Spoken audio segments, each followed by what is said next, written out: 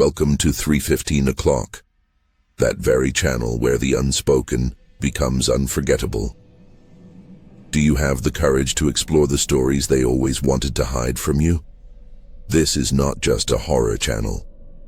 This is a place where silence is shattered by secrets, and every story carries a weight of fear it was never meant to bear.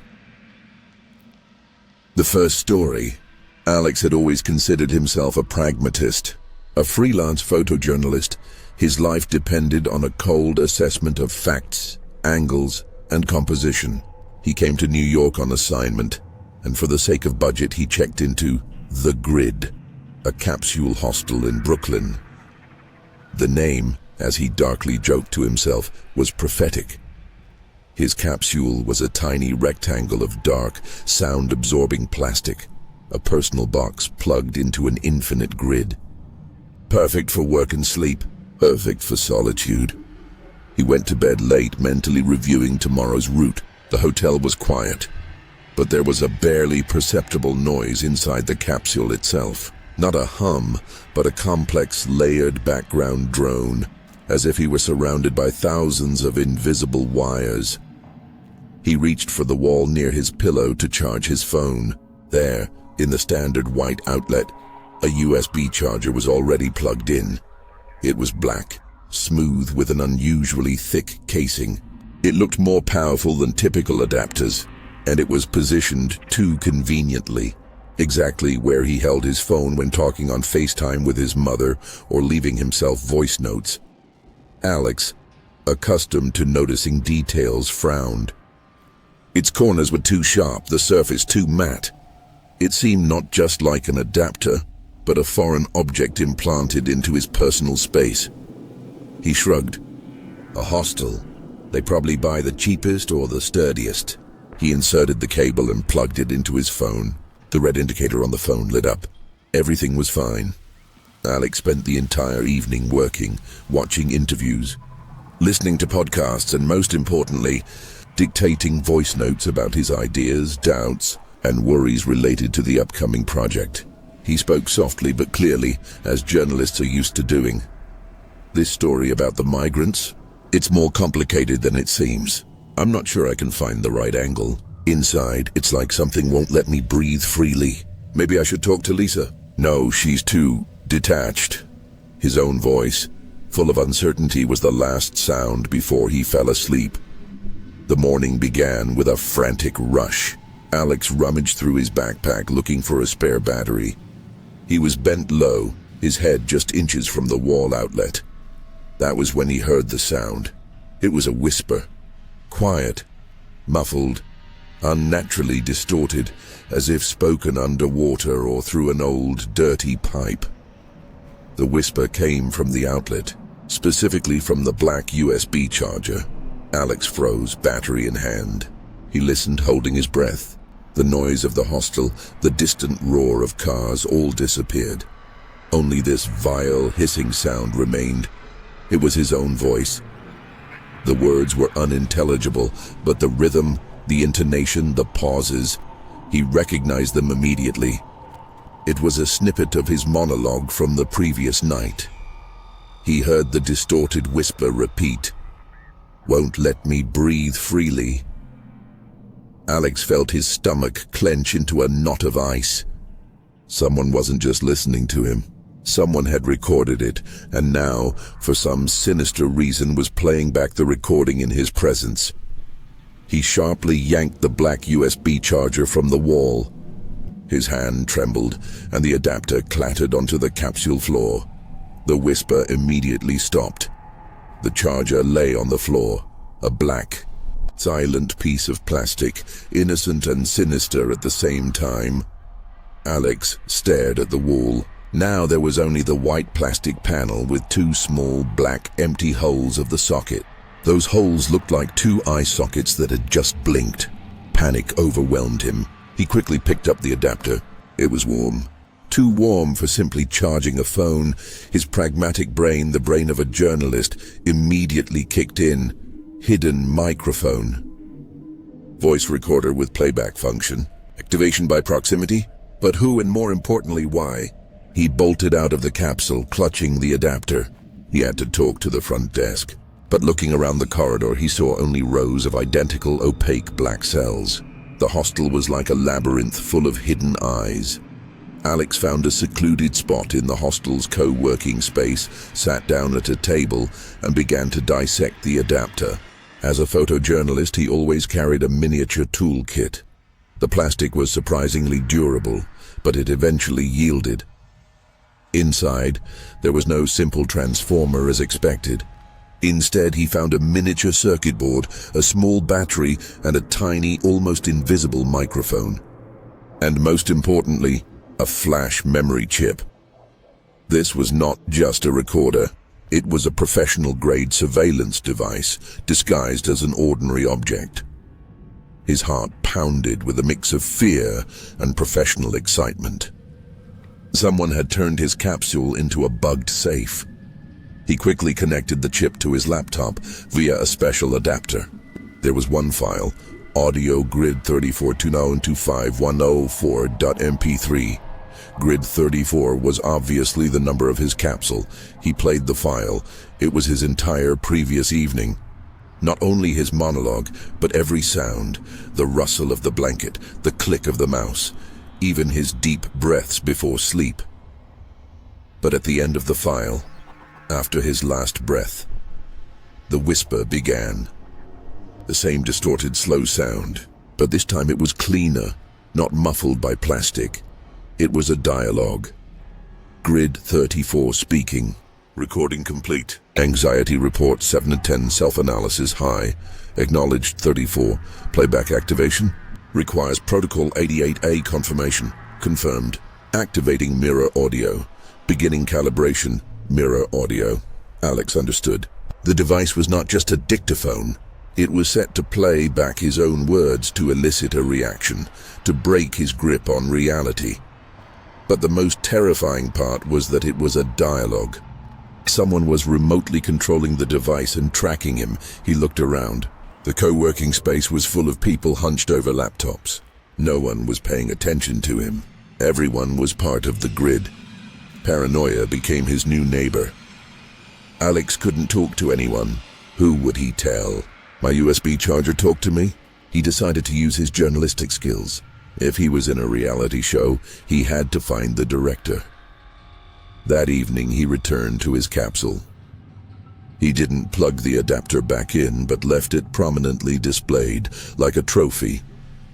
He began to speak into the void. I know you're listening, and I know this is not just a toy. You're looking for weakness. You're looking for an angle. He spoke about his project, but with false details, creating a fake narrative. He described imaginary meetings and plans, hoping the director would take the bait.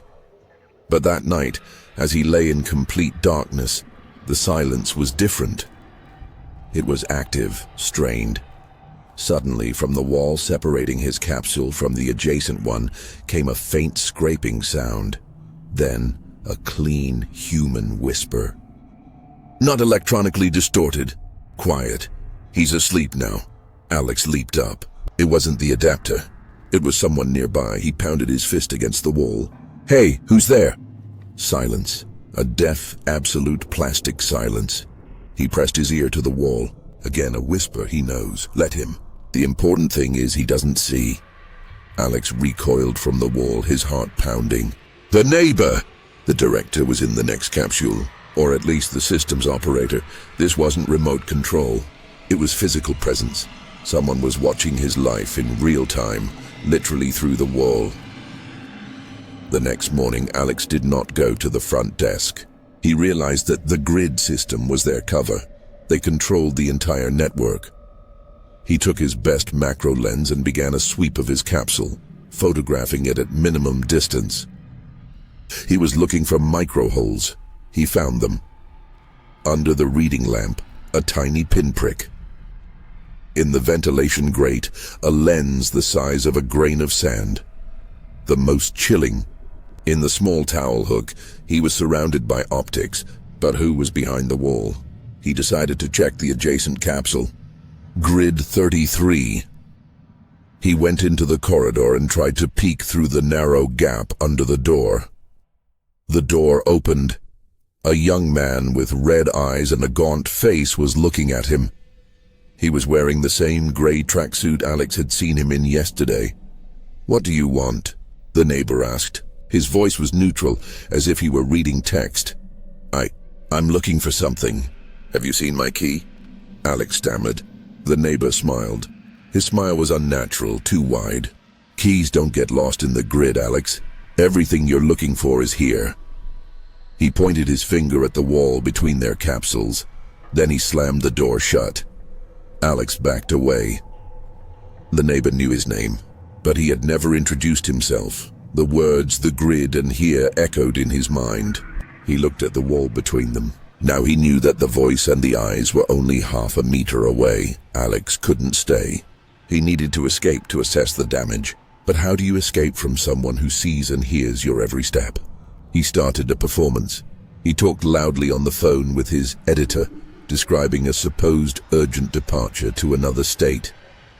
He complained about the hostel, the noise, the substandard USB chargers.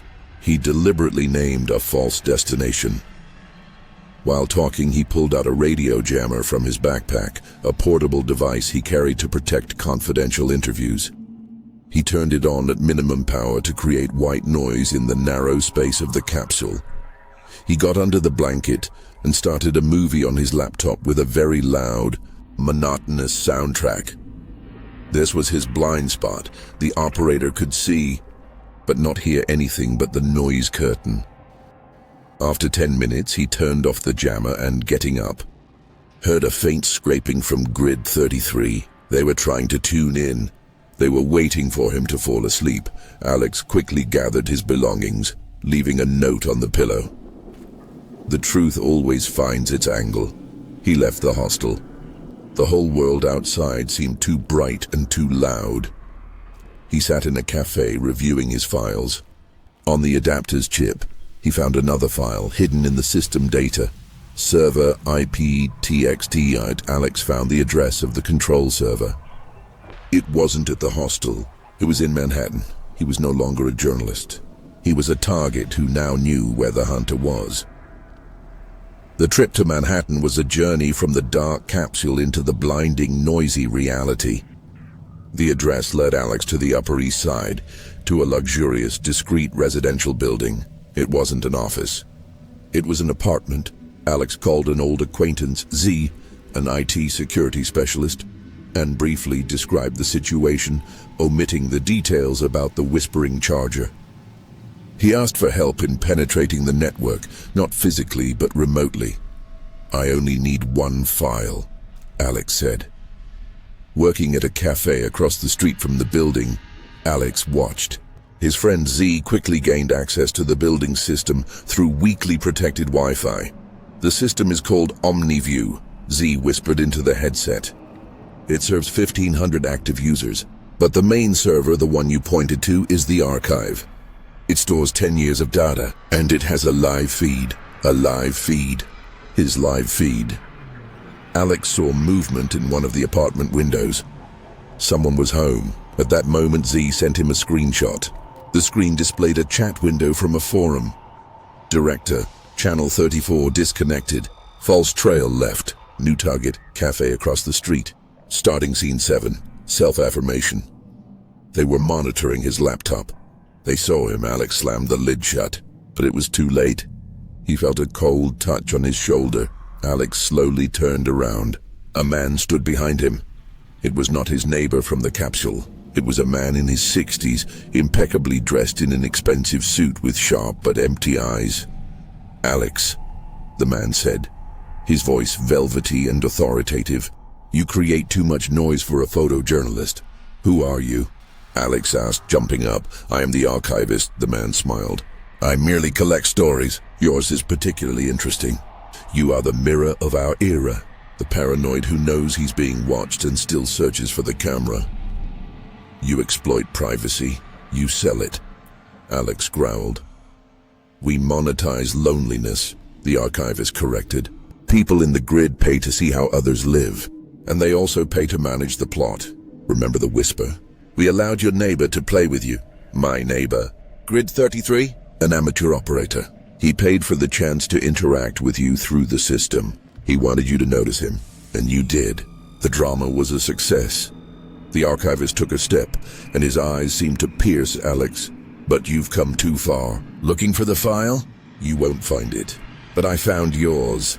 He pulled a USB flash drive from his pocket. It was black, glossy, exactly like the one in the outlet. Your entire life, Alex. All your vulnerabilities, all your doubts, everything you said in the dark. It's the most valuable commodity. Alex understood. He couldn't defeat them technically. He had to attack the plot. Alex had to destroy their commodity before they could sell it. Your commodity is damaged, Alex said, calmly looking into the archivist's eyes. Why? The archivist asked mockingly. Because I'm no longer paranoid. I know the truth. I'm no longer playing the role of the victim in your grid. I'm the actor who walked off script. At that moment, Z sent Alex a message. Got it. Uploading to public domain. Go, Alex smiled. His smile was cold and professional. Your main server is now broadcasting a different show, archivist. I found the file of my neighbor, Grid 33, and published it online. Your users now see how their operators are also being observed, how your profit is based on betrayal. The archivist's eyes widened. The emptiness was replaced by frantic terror. You wouldn't dare! I'm a journalist, Alex replied. My job is to expose the truth. I gave your forum and your clients what they wanted. Real drama. The archivist bolted toward the cafe exit. Desperate to return to his lair, Alex, without moving, dialed a number. NYPD. I have the IP address and physical location of an illegal mass surveillance center. And I have the evidence. He sat and waited, watching the city's commotion continue. A month later, Alex sat in his new, empty apartment. He had returned to work, but he was changed. The archivist and several of his operators were arrested. Z couldn't destroy the entire system, but he dealt it a fatal blow by publicizing the methods and archives. The Grid Hostel was shut down. Alex got his main story, the investigation into the Grid, but the whisper remained. Every time he plugged a charger into an outlet, he felt nausea. He bought the simplest adapter, checking it day after day. One night, as he lay in the dark, he heard it again. A quiet, distorted whisper. It came not from the outlet, but from his head. It repeated, "Won't let me breathe freely."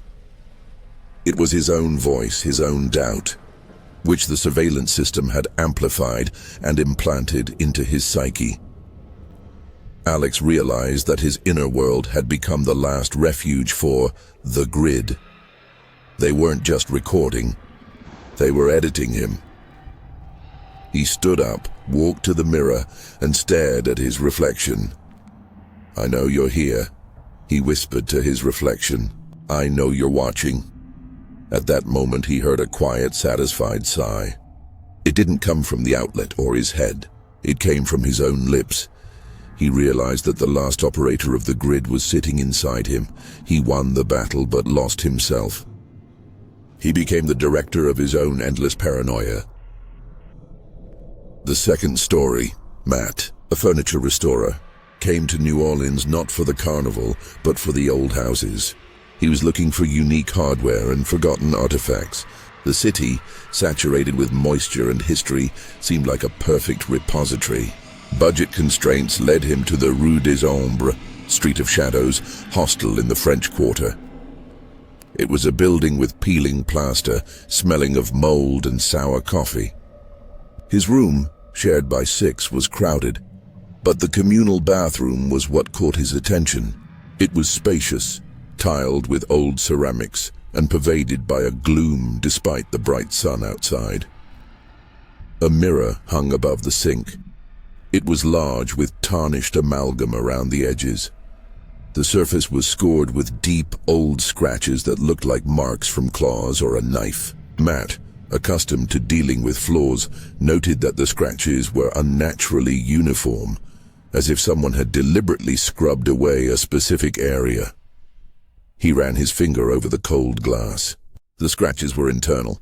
Something dark and ancient showed through them. Matt put the strange observation aside.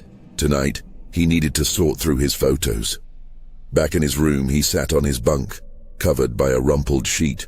The hostel descended into evening quiet, broken only by distant jazz. Matt scrolled through pictures of antique cabinets on his phone. His eyes were tired. The room was in almost absolute darkness. He decided to take one last photo of a document and turned on the flash. The flash erupted from his phone in a sharp, blinding impulse. Light filled the room for a fraction of a second, and in that micro moment, as his pupils contracted in shock, Matt saw it. He had accidentally pointed the flash towards the bathroom door, which was slightly ajar. On the mirror's surface, for a brief instant, he saw a transparent, ghostly reflection. It was standing right behind him. It was a tall, hunched man in an old-fashioned, indistinct brown coat, and it wasn't him. The flash died. The room plunged back into blackness. Matt dared not move. His heart hammered in his throat. His brain, rational and logical, demanded an explanation. Optical illusion, residual image, play of shadows. But the form and clarity of the reflection were too distinct. The man was tall. Matt was not. And the coat. None of his roommates wore a coat. He slowly, with difficulty, turned his head. No one. Just a neighbor's empty bunk, a crumpled blanket, and the open, dark bathroom door. Matt forced himself to turn on his phone's flashlight. He aimed the beam at the mirror. Now, in the steady, bright light, the mirror looked ordinary. Scratches, smudges, his own frightened reflection. He approached the mirror, his breathing ragged. He placed himself in the same position he'd been in on the bunk. He looked into the mirror to understand the angle of reflection. The reflection he had seen must have been standing directly behind him, half a meter away. The mirror could not lie. But no one was in the room. Matt, the restorer, remembered that mirrors are not just glass. They are glass coated with a thin layer of amalgam, silver or aluminum. Amalgam records light and perhaps retains it, but not like this. Not as such a clear ghost. He performed a second, controlled test. He turned off the light again and, holding the phone at the same level, turned on the flash. Flash. A second. This time, Matt was ready.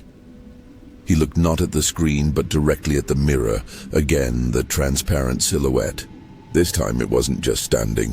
Its head was bowed as if listening intently to Matt. Matt cried out, but the sound caught in his throat. He dropped the phone, which hit the wooden floor with a dull thud. The next morning was torture. Matt hadn't slept.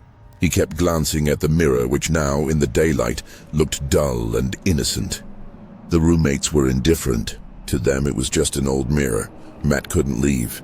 He had a job to do and money was running out. He had to understand. His restorer's mind suggested a theory. The mirror had somehow recorded a traumatic moment that had occurred in that room. And only intense, instantaneous light, the flash, was capable of developing that image from the amalgam. But who was the man in the coat? And what was he doing behind the back of the person he was listening to? Matt began an investigation. He found the hostel owner, frail Louis, and asked him general questions about the building. The mirror? Oh, it's old, my child. Must be 100 years old. Remembers a lot of bad things, Louis mumbled, not looking at Matt. Matt asked about old deaths. Louis chuckled. In New Orleans, deaths are part of the decor. In this room, about 20 years ago, suicide, a young man.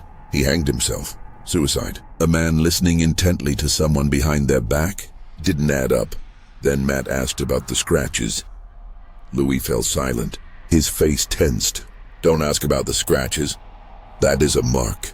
Someone tried to erase them, but they won't leave. That evening, Matt returned to the bathroom. He brought a special polish for antique glass. If the scratches were internal, he might be able to polish them out. He started polishing. The glass surface became smooth and bright.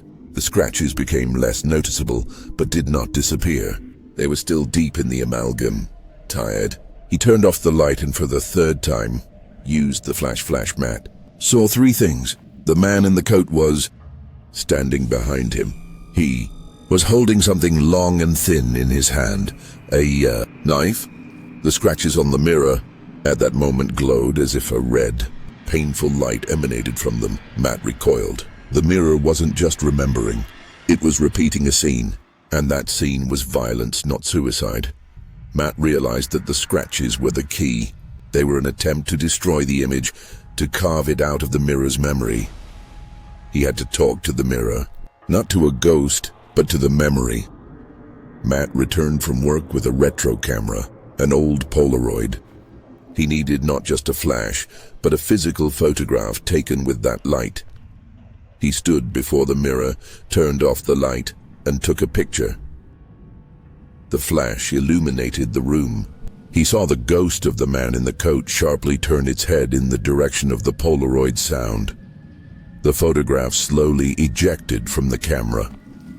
Matt waited, his hands shaking. In the center of the picture was his own blurred face, and behind it, nothing. The ghost hadn't materialized on the film. Disappointment gave way to new fear. The mirror was showing him the image, but not allowing him to document it. It was a private portal. Then Matt decided to change the scene. If the mirror remembered violence in this room, he had to recreate something from his world. He placed his professional restorer's knife on the sink. He turned off the light again.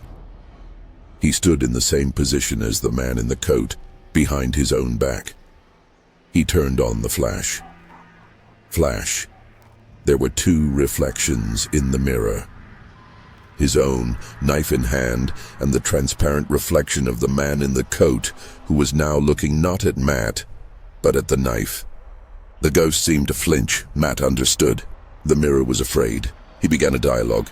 He started speaking loudly and clearly, describing the man in the coat. "I know what you did. You are recorded here. You can't hide in the dark anymore." He aimed the flash again. Flash. The ghost in the mirror vanished. Only the red glowing scratches remained. Matt decided he had won. He had forced the ghost to retreat but not destroyed it. He had to find out who this man was. Matt went back to old Louis and, showing him a drawing of the man in the coat, demanded the truth. Louis, terrified, finally confessed. That was Julian. He wasn't a guest. He was the hostel owner's assistant. 20 years ago, when a young poet lived here, Julian killed him. Not suicide. He strangled him, then hanged him to hide it. And he did it in front of the mirror. And the scratches? After he hanged him, Julian returned. He took a key and started scratching the mirror. He said it recorded him. He was trying to erase his face from the glass. Matt felt sick. The mirror held not only light, it held trauma. Now he knew the task, not just to see, but to see what Julian saw.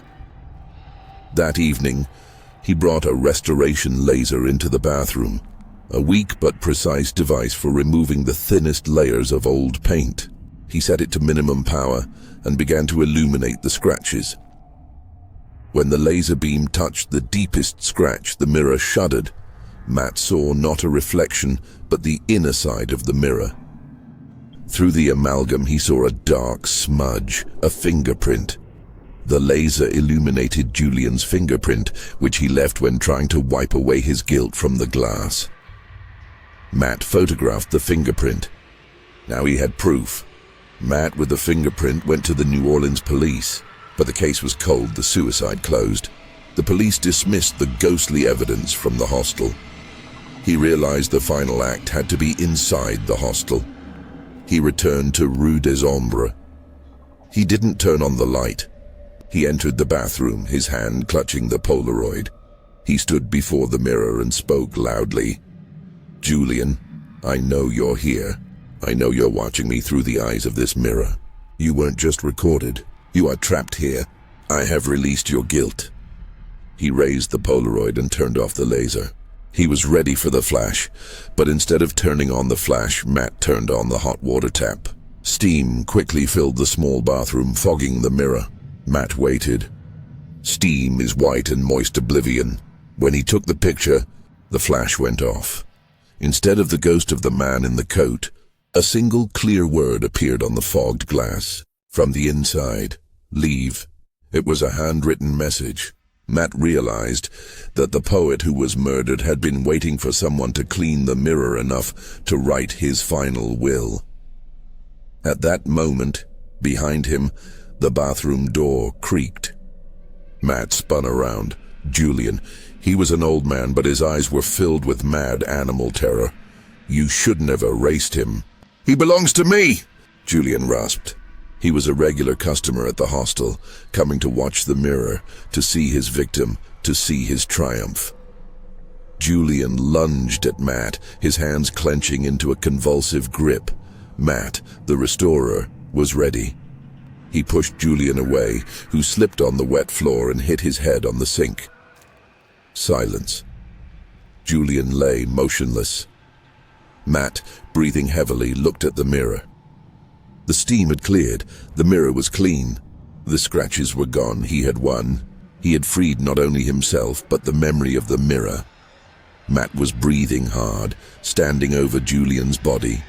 The body lay in an unnatural position, blood slowly spreading across the antique tile.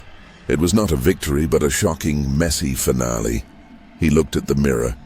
It was perfectly clean, as if new. The scratches, which were the symbol of trapped guilt, had vanished. Only he was reflected. Matt, bewildered, gasping with water droplets on his face, but something remained.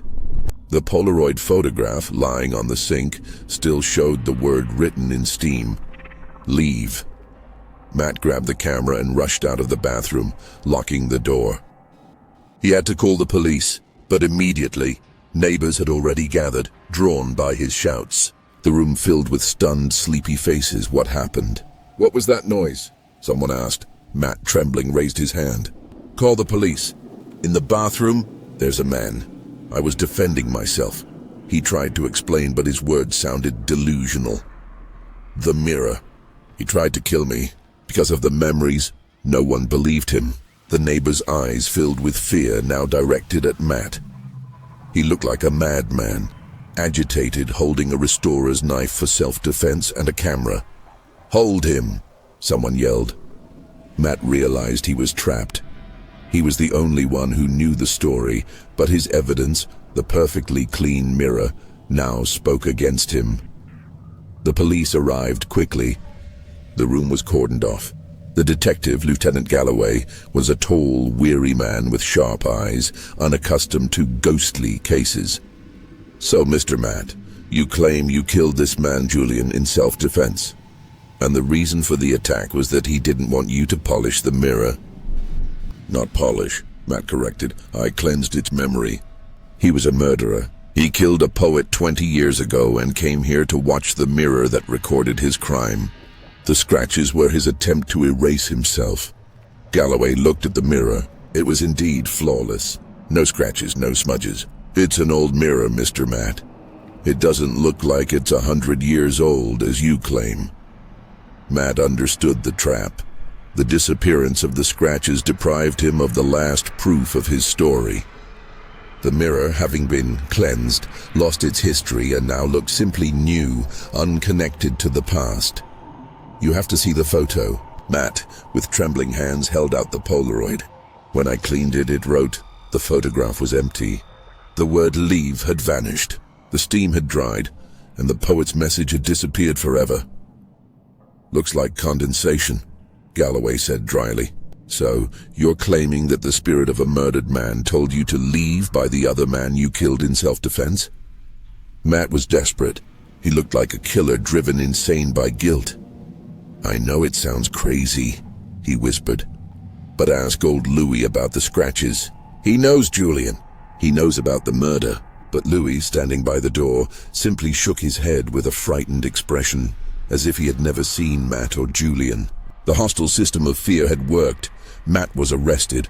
In the police station, he felt more trapped than in the capsule hostel. The evidence was damning.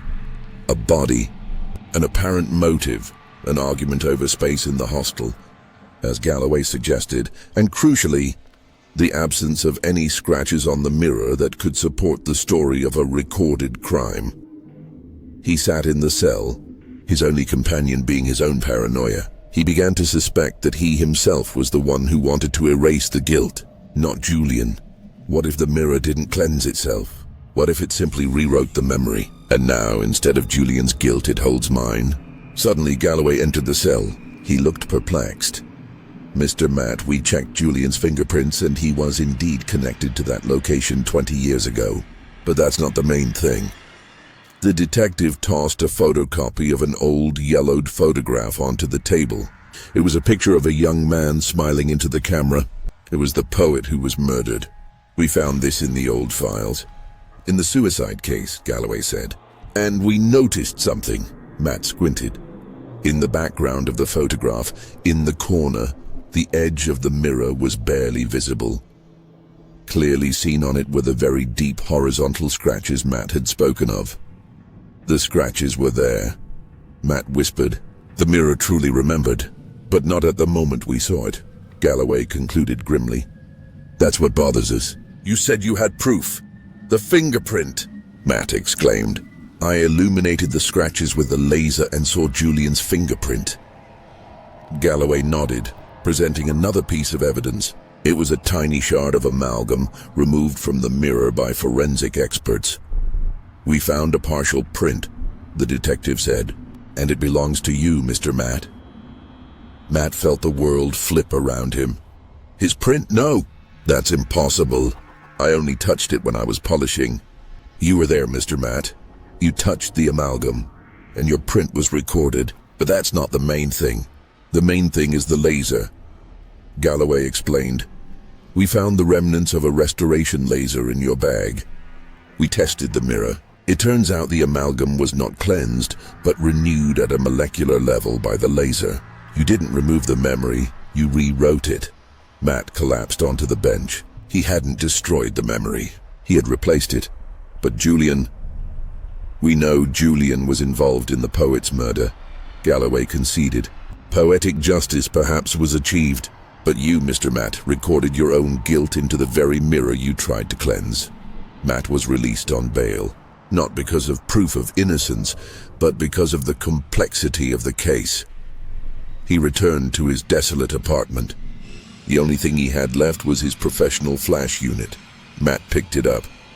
He walked to any mirror in the apartment. He turned off the light. He turned on the flash. For a fraction of a second, in his reflection, he saw not himself, but the transparent, hunched silhouette of the man in the coat. But now that silhouette was dressed in his own clothes. He became Julian. He took on the visual burden of that crime. He realized that the mirror with memory was not alone.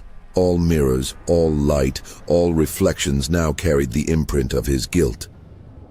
Matt fell to his knees, staring into the darkness. He won his freedom but lost his reflection. From now on, every time he looked at himself, he would see not his life, but the trauma he tried to erase. His life had become an endless, reflected horror. The third story. Linda arrived in Boston on a cold, overcast night. The stark contrast between humid, neon-lit Miami and the severe stone of Massachusetts should have been calming, but instead it amplified her sense of unease. She had fled her job, a painful breakup, and she thought the Oceanic Grid hostel in South Beach, which had left a bad taste in her mouth. The hostel was stylish and ultra-modern. Capsule beds, like those in Japan, but with communal areas teeming with digital nomads. Linda had chosen it for the savings and the fast Wi-Fi. She had stayed for 5 days, mostly ignoring her neighbors and immersing herself in her old, worn copy of House of Leaves. 3 days after returning to Boston, she was sorting through her email in her familiar but empty apartment. Amid the spam and promotional newsletters, she saw a strange notification. Sender address, Void Observer, anon.com. Subject, your latest episode is ready. Linda's heart skipped a beat. She almost deleted the email, assuming it was a phishing attempt. But curiosity, The same thing that led her to Miami took over. The email contained only one link to an anonymous video platform whose interface was deliberately primitive, black text on a white background. The platform was called The Feed. With trembling hands, Linda clicked the link. The video opened. It was shot from a high, fixed angle, capturing most of her capsule in the hostel. The quality was perfect, clear, with professional color grading. It showed her. Linda was sitting on her bunk, leaning against the wall, her head bowed over the open book. The time of the video was her last evening at the hostel. She watched herself, calm, alone, engrossed in reading, and then, instinctively, her gaze drifted to the corner of the frame. In the lower right corner, where the capsule walls met at a right angle, a figure stood. It was a black, matte, completely motionless form, unnaturally tall but vaguely anthropomorphic. It seemed to be cut from shadow, absorbing all light. Linda couldn't see shoulder lines. She couldn't see a face. Just a black shape. But it was there, in the corner of the room, right inside her personal space, only a couple of meters away from her. Linda watched her video doppelganger turn a page, and the black matte figure in the corner slowly, monotonously nodded throughout the entire 5-minute clip. Nodded, just nodded, as if approving her every action, or counting. The video ended.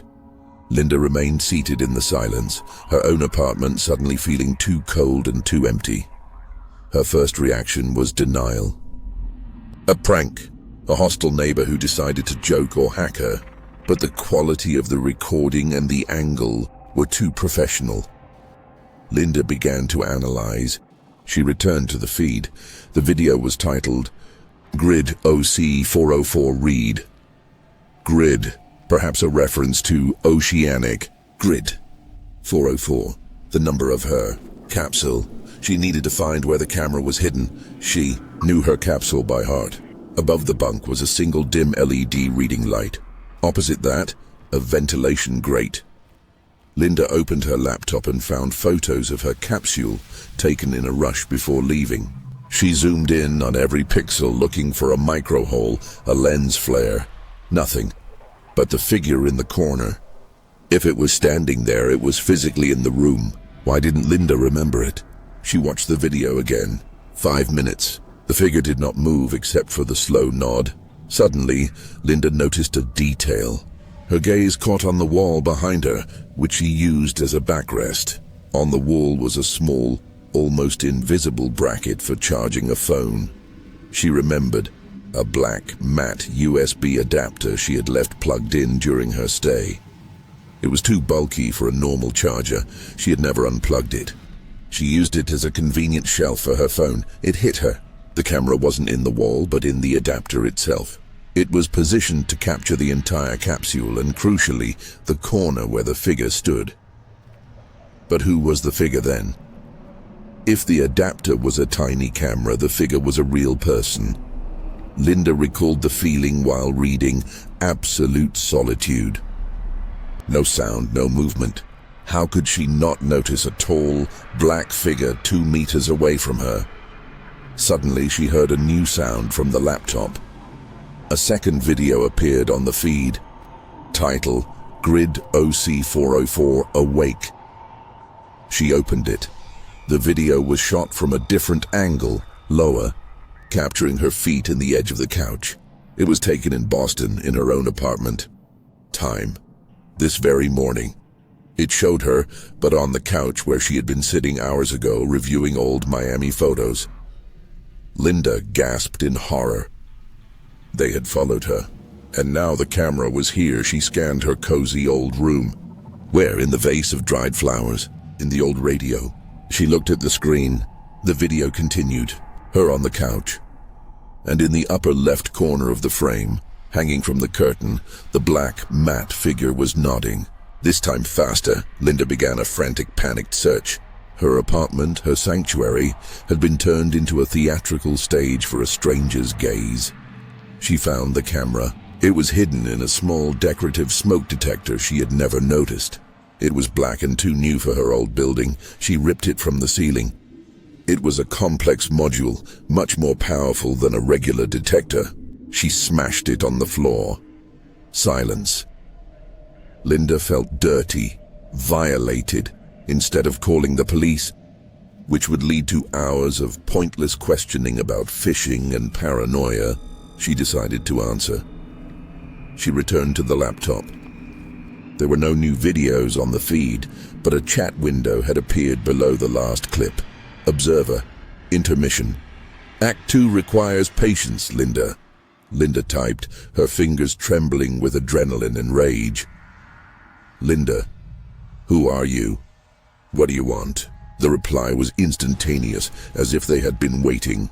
Observer. We are the audience. We want the narrative. And you are a compelling subject. We noticed your quiet resistance. It's rare. Most people crave noise. You crave solitude. That's why the figure nods. Linda. The figure? It was a prop, a person? Observer. The figure is the architect of silence.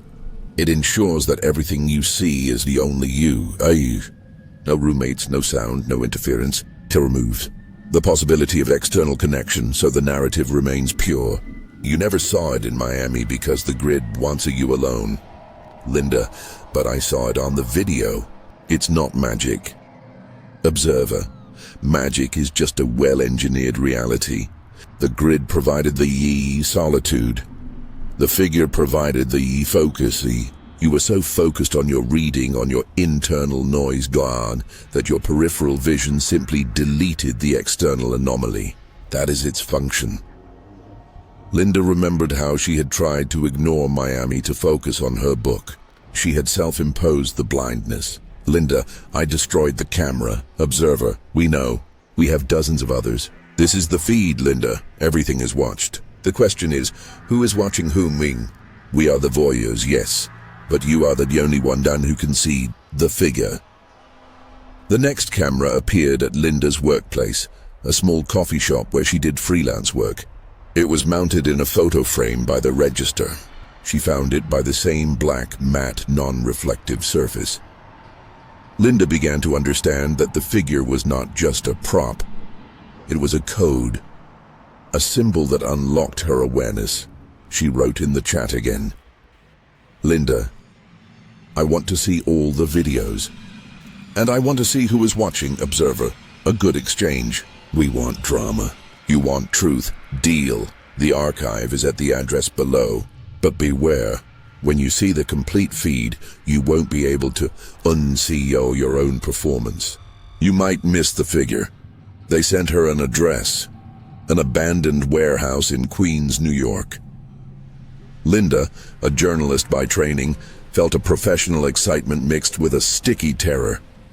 She boarded a train to New York, knowing she was following the script, but unable to stop. Her solitude had been paused. On the train, she re-watched the first video. Downloaded from the feed, the capsule video, she focused on the figure's nod. Slow, rhythmic, approving. Suddenly, she noticed another detail.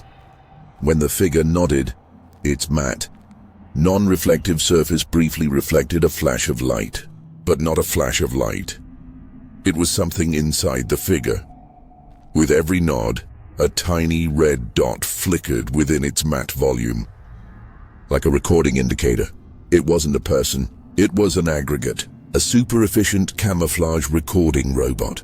Its nod was merely the rhythm of recording or battery charge. She realized the architect of silence was a machine that moved after her. It wasn't hiding. It was deleting itself from her consciousness through subconscious focus. Linda closed her eyes.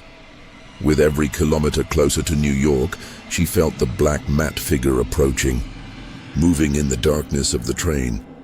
The warehouse in Queens turned out to be an old, derelict hangar full of dust and rusted pipes. Inside, there was silence. Linda walked to the center of the hall where a single operational server stood. It hummed. On the screen, the feed logo. On the floor lay a single black matte USB adapter, exactly like the one in Miami. As Linda approached, a message appeared on the server screen. Observer. Welcome to the archive, Linda. The price of admission is silence. Look around, she looked. Around the server, on the walls and ceiling, there was nothing. Empty walls. She turned back to the server. Windows appeared on the screen. Dozens, hundreds, thousands of them. Each window was a live stream of someone's private life. Bedrooms, offices, kitchens. This was the entirety of the feed. The scale was staggering. In the lower right corner of every window, in the corner of the room, stood a black matte figure, nodding at varying speeds. The architect of silence was in every room. Linda focused on her own window. She saw herself entering the warehouse. She looked at the corner of the room reflected on the screen. In the corner of the warehouse, directly behind her, stood the black, matte figure. It was nodding slower than ever. Linda did not turn around. She couldn't turn her head. She knew that as soon as she did, the figure would vanish from her awareness. Linda, who are you?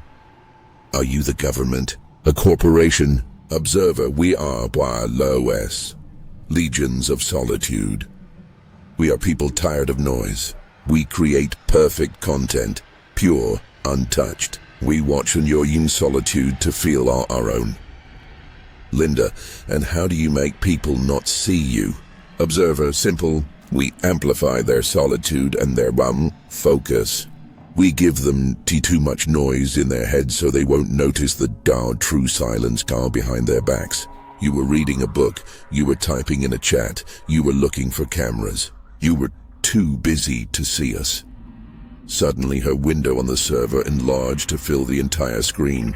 She saw herself standing still, and then the figure behind her stopped nodding. Instead of nodding, it slowly raised its black matte hand and pointed at the screen. On the screen, over her image, a handwritten red word appeared. Watch. Linda knew she had to act. Immediately, she grabbed the black, matte USB adapter from the floor. She knew it was the executive device that controlled her figure. She smashed the adapter against the server. The server wailed like a wounded animal. All thousands of windows on the screen went black. The silence in the warehouse became absolute. Linda, game over.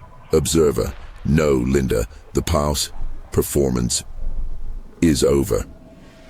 The key feed only continues. Suddenly, a single video stream appeared on the darkened server screen. It was the figure's perspective, shot from a very low angle. In the video, Linda standing in the warehouse. She looked triumphantly at the broken adapter. But in the upper right corner of this frame, inside the figure's hood, a small, red recording light was brightly lit. Observer, when you destroyed the adapter, you unlocked the figure. We can no longer control it. It is autonomous, and it knows that you saw it. Linda finally turned around. Right behind her, in the corner, stood the black matte figure. It was not nodding. It was looking at Linda. And in its matte surface, for the first time, Linda saw her own reflection, but her reflection was distorted. Her head was slowly nodding. Linda ran out of the warehouse into the noisy, lively, saving New York City. The police found nothing in the warehouse. No server, no windows, no black figure. Only a broken old USB adapter. Linda, again, was the paranoid one. She returned to Boston, fully aware that she was not the victim, but the carrier. The architect of silence didn't just observe. It implanted the code of solitude within her. Linda started looking for other videos on the feed. The platform was back online, but her window was no longer there. Her episode had been deleted. She found videos of others, and everywhere in the corner, the black figure was nodding. She realized that the most horrifying part of the feed was the complicity. She had become the architect of silence herself. Every time she focused on work, every time she ignored the street noise to find concentration, she felt her inner world becoming black and matte. One night, she was sitting in her apartment, Silence. She slowly picked up her phone and turned on the front camera. On the screen, a tiny red recording light was flickering in her eyes, and her head, involuntarily, slowly began to nod. She had become the figure for herself. Observer, the feed continues, and the best episodes are always self-directed. Welcome to the Legions, Linda. Linda could no longer stop. She needed the silence to nod. She needed the focus to record. She had become part of the system she tried to destroy. Linda tried to find an antidote. She started seeking out noise, loud music, public places, constant conversations, but the nod in her head only became faster. When she looked at other people in a crowd, she saw their own matte figures glued to their corners. LOS was not a hobby. It was a pandemic. One day in a cafe, she sat opposite an old acquaintance, trying to establish a real connection. "Linda, you look detached," he said. "I'm just tired," she replied. At that moment, in the mirror reflection behind his back, his matte figure stopped nodding and sharply turned, its head toward Linda. He was on the feed too. Linda fled the cafe in terror. She realized that she couldn't break their silence, because she herself had become the perfect architect. Her nod signified approval and recording of their solitude.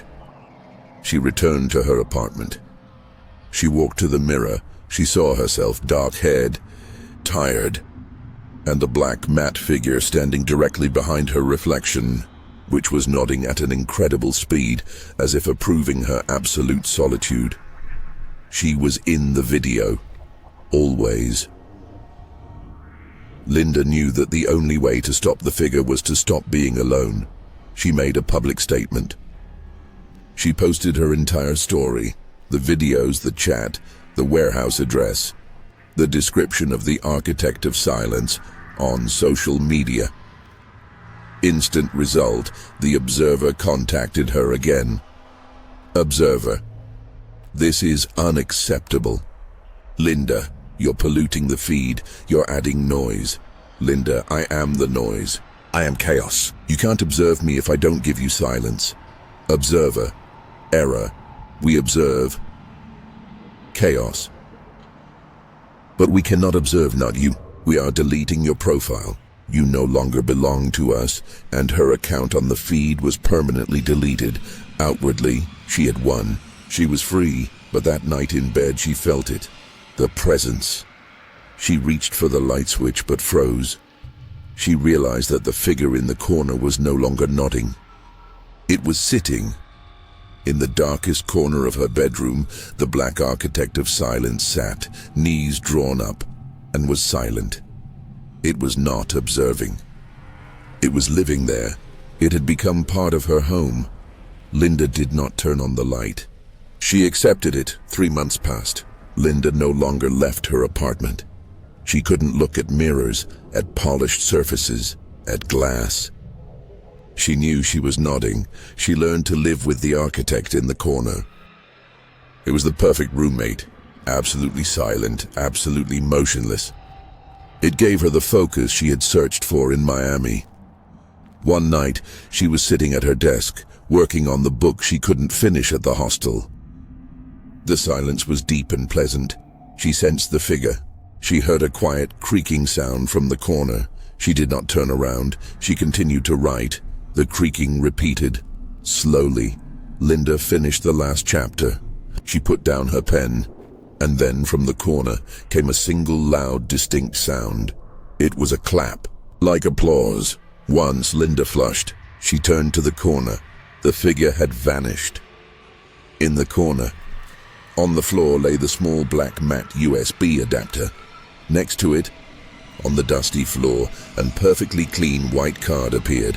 On the card was one word, written in her own handwriting, "Approved." Linda picked up the card. She understood. The figure was no longer the architect. It was her audience. It was her only perfect reader, who approved of her absolute, recorded solitude. She turned on the front camera again. Her reflection slowly nodded back at her. She returned to the feed. A new video. Hers. without a figure in the corner. In the video, she sits in silence, absolutely focused. Nodding, Linda did not leave the house. She became her own viewer and her own figure. Her life had become an endless nodding horror. The fourth story. The first thing Emily noticed in her Chicago capsule wasn't the smell of chlorine or the hum of the air conditioner. It was the eyes. She had arrived late after an exhausting flight and simply collapsed onto the narrow mattress at the Loop Minimalist Hostel. The place lived up to its name. White walls, steel frame, no superfluous details. That's why the teddy bear seemed like a blatant mistake here. It sat on the nightstand, right next to the single power outlet. Old reddish-brown plush, faded to gray with a patch on its ear. Emily couldn't help but chuckle. In the midst of this sterile chaos, such a sentimental anachronism, but as she leaned over to plug in her phone, she froze. The eyes. The bear's body was old and faded, but its button eyes were suspiciously new. They were glossy black, perfectly round, and most disturbingly too shiny. They reflected the dim light of the LED lamp with unnatural sharpness, like miniature lenses. Emily dismissed the thought. Just a replacement, a restoration. Maybe the hostel was trying to add a homely touch. She set down her phone, turned her back to the bear, and sank into the heavy but shallow sleep of a traveler. 3 a.m. Emily woke up to a loud, jarring sound, a tire screech, or maybe a car alarm outside. Inside the capsule, there was an absolute oppressive darkness. Her neighbors were asleep. She propped herself up on her elbow, trying to locate the source of the sound. The noise died down. All that remained was a thick, viscous silence. Her gaze, accustomed to the dark, drifted to the corner on the nightstand where the bear should have been only a silhouette. She saw color. A faint, ghostly green shimmer. It was coming from the bear's right button eye. It wasn't a reflection. It was a pulsation, very slow, rhythmic pulsation, like a recording indicator. And this glowing eye was pointed directly at her, not at the ceiling, not at the wall, but at her face, her neck, the area of her carotid artery. Emily felt an icy current race down her spine. The fear wasn't from a ghost or a monster, but from something cold, mechanical, and violating her right to invisibility. A camera. It was just a hidden camera. But why? And why was it glowing? She lay motionless, holding her breath, feigning sleep. The green light blinked once every 2 seconds. Pfft, pfft. After a minute that felt like an hour, Emily slowly reached for the nightstand, careful not to disturb the darkness. Her fingers brushed the soft old plush. She grabbed the bear. At that instant, the green shimmer instantly went out. The button eye became just glossy black. The bear felt heavier in her hand. It was too heavy for a toy. She pulled it out of the capsule, tossed it onto the floor, and turned on the reading light. The bright white glare blinded her.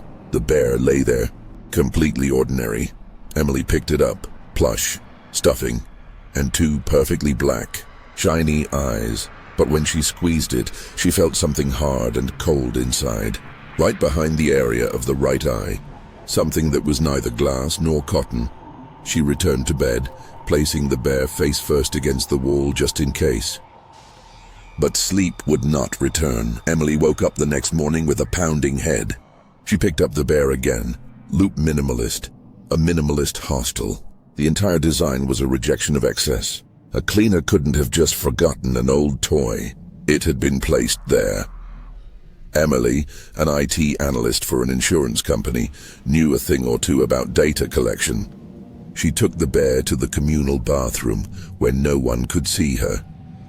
She slit open the plush using nail scissors. Inside, where the cotton stuffing should have been, was a complex compact module. A matte black plastic casing, a micro lens in the button, and most importantly, 3 brightly blinking green LED indicators on the circuit board. It was a professional autonomous spy camera with night vision. Emily felt disgust. This was not just a violation of privacy, it was a personal, intimate invasion. Someone was watching her sleep, watching her change, watching her simply lie there. She pulled out the module, ripped out the memory card, and smashed the plastic casing. The teddy bear was now just a piece of plush. Emily wanted to call the police. But what would she say? I found a camera in a toy in a hostel I booked myself. And how to prove the camera didn't belong to one of her 6 roommates? She made a different decision. She kept the memory card. Returning to her capsule, she found that the bear was gone. The plush body of the bear, which she had left on the sink, had disappeared. Emily's blood ran cold.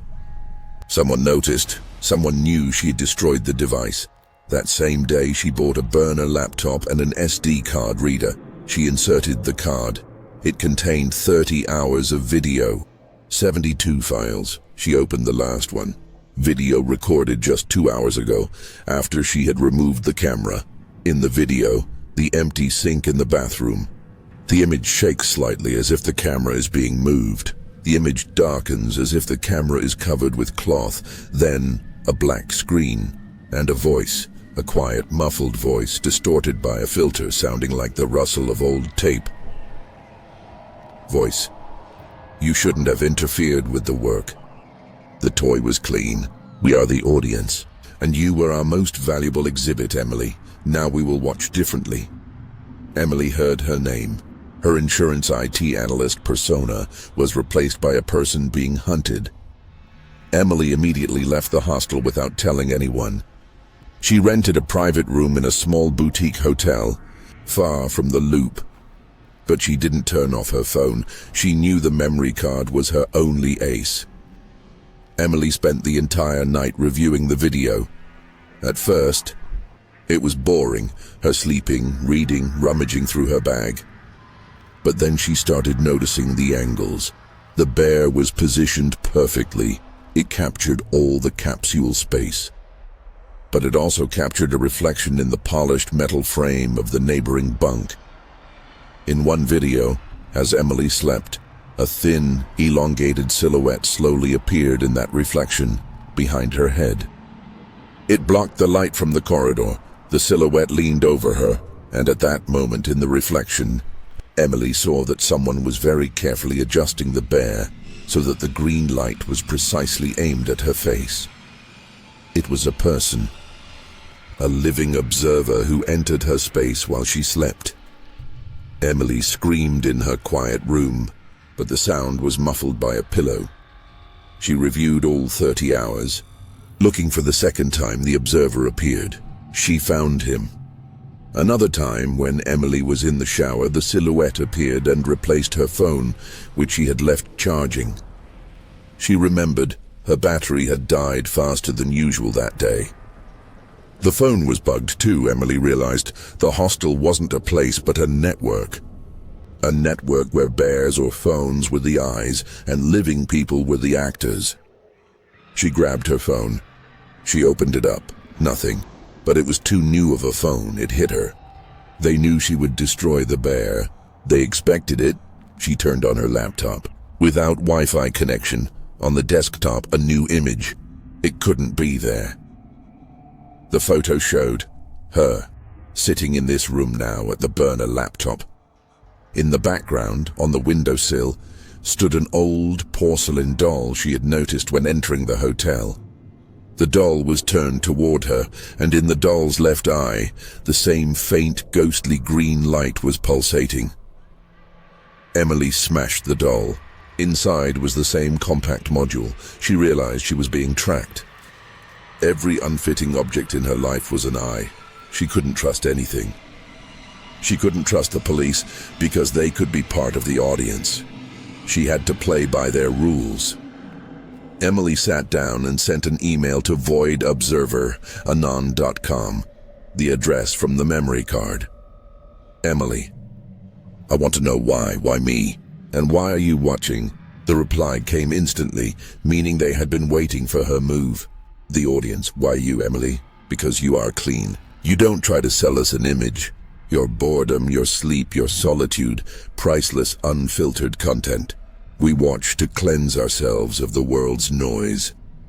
The audience. You want us to stop watching? You must give us what we want but cannot obtain, Emily. What? The audience fear. Real, pure, unfeigned fear. You must find us. We are your final exhibit. Your game began when you slit open the bear. Now you are our clean toy. Emily received an address. An abandoned factory in the suburbs. She drove there. Not out of bravery, but out of desperation. Her life was already a horror movie, and she was its only screenwriter. The factory was huge and empty. Inside, silence, broken only by her footsteps. She entered the central workshop. It was illuminated by many small green LED indicators. They were built into the walls, the floor, the ceiling. Hundreds of eyes watched her. In the center of the workshop stood one object, a glass, airtight cube, brightly lit. Inside the cube sat a collection of teddy bears, dozens, all old, faded, but with new shiny button eyes, and every one of them shimmered with green light. They were watching her. Next to the cube was a monitor. On it, a countdown.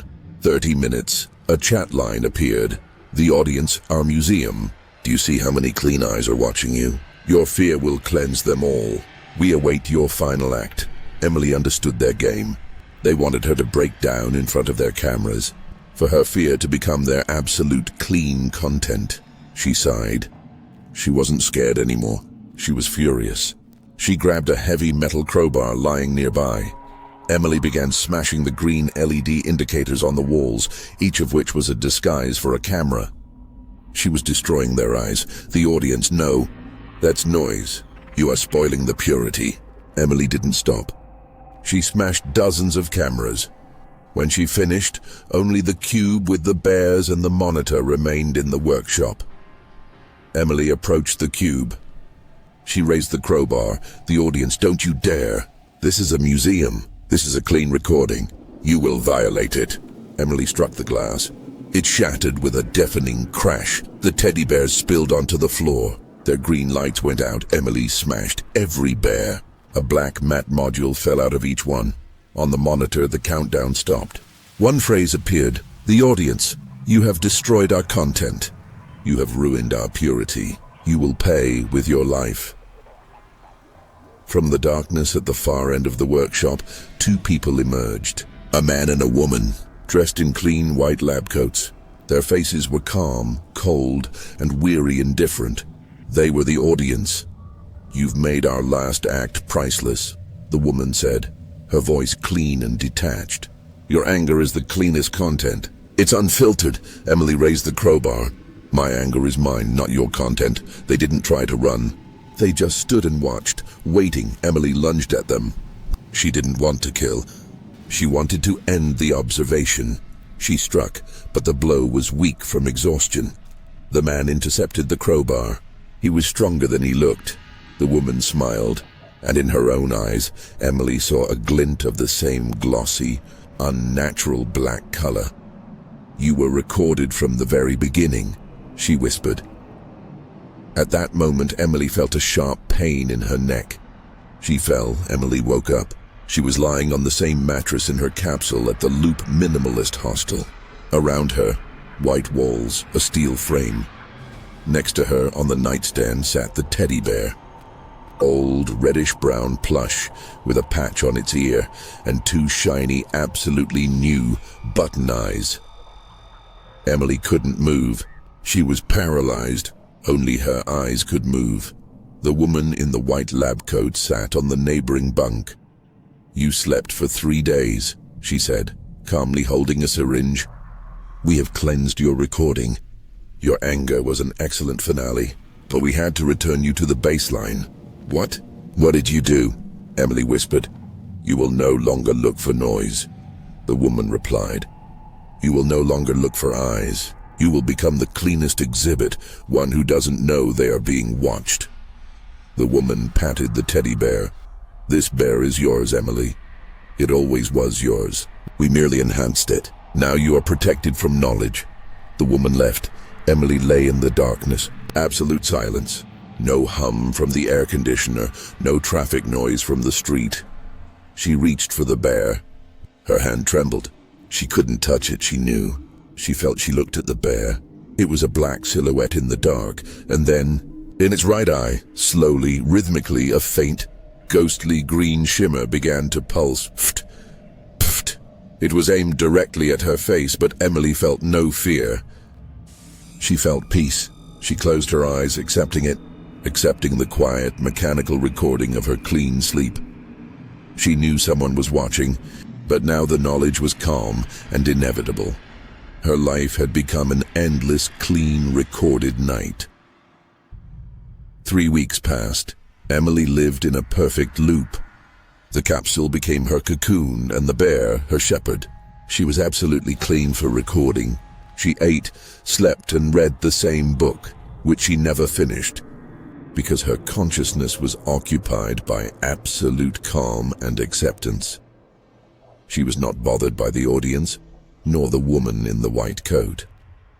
The paralysis had long since faded, but she did not want to move. She realized that any action was noise that would spoil the purity of the recording. Sometimes, deep in the night, when the green pulse from the bear's eye became especially even and soothing, Emily felt a presence, not a person but approval, the approval that she had finally become invisible to everyone but one eye. Her only act of impurity was that she had not destroyed the very memory card she had ripped out of the first bear. It lay hidden in the lining of her travel bag, like the last rusty key to her former life. One night, Emily woke up to a sharp but very quiet sound. The sound was unnatural for her new world, the soft click of plastic, as if something had come unstuck. She did not open her eyes. She knew that movement was a loss, but the bear's green pulse was disrupted. It began to flash quickly, erratically, as if losing signal. Emily felt that something was happening outside her capsule, outside the boundaries of the clean recording. Her mind, now cleansed of fear, began to analyze with the speed of an IT analyst. System failure. Why? Emily slowly lifted her head. The bear sat on the nightstand, its green eye fluttering like a wounded insect. She got out of bed for the first time in 3 weeks. She grabbed her travel bag and pulled out the memory card, the one with the old recording. She couldn't use her phone or laptop. She needed another eye. Emily crawled to the neighboring capsule. She knew a quiet, polite guy lived there, who always kept his old button phone on the shelf. She hacked his phone in 2 minutes, using the knowledge her former job had given her. She inserted her memory card and opened it, not to look at her old recording. She was looking for system files. On the card was one file she had previously ignored, log M2TXT. She opened it. It was the bear's data transmission protocol. Inside, hundreds of lines with timestamps and IP addresses, ports, servers. The audience was a distributed system, but the last 30 seconds of the protocol were different. There was only one username, without an IP address. User, Marco. Logging off. System, error. User access denied. Logging off failed. And then, dozens of lines of threats and panic commands from the audience to Marco, whom they suddenly couldn't find. Marco was not the audience. He was someone else. Emily climbed out of the capsule and looked around. All 6 capsules were occupied, but only one, the capsule of the quiet, polite neighbor, had a green light flashing even faster than hers.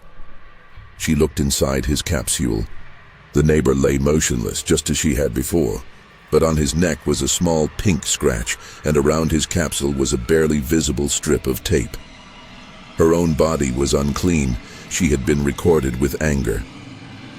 Her neighbor was clean. Emily felt a terrifying clarity. The bear was a transmitter. The audience were the users. But Marco was a lone hacker who had intercepted their signal. She returned to her bear. She grabbed it and pressed down on the eye. The green light went out. The connection was severed. The unexpected ending. Emily remembered her IT training. She opened the neighbor's phone, found his messaging app, and wrote a single message to a number he frequently used. Emily, as the neighbor. The bear is broken. Wake up! She dropped the phone. 10 seconds later, the neighbor's body jerked violently. He opened his eyes. He looked at Emily, his eyes full of pure, unadulterated terror. Are you Marco? Emily whispered. The guy nodded his head, feverishly. He raised his hand to point at something behind her. Emily turned. In the far end of the room, in the darkness, stood two figures, the woman in the white lab coat and her partner. They did not look indifferent. Their faces were distorted with pure, uncontrolled rage, but they weren't the main focus. Between them, on the floor, lay her old reddish-brown teddy bear. It wasn't broken. It was disemboweled. Marco, the hacker who tried to free her, had put a fake bear with a green light into her capsule to lull the audience's vigilance. But the real bear, the one she destroyed in Chapter 3, was not destroyed. Its innards had been upgraded and camouflaged as ordinary stuffing. Its real, invisible button eye had been watching her from the floor the entire time.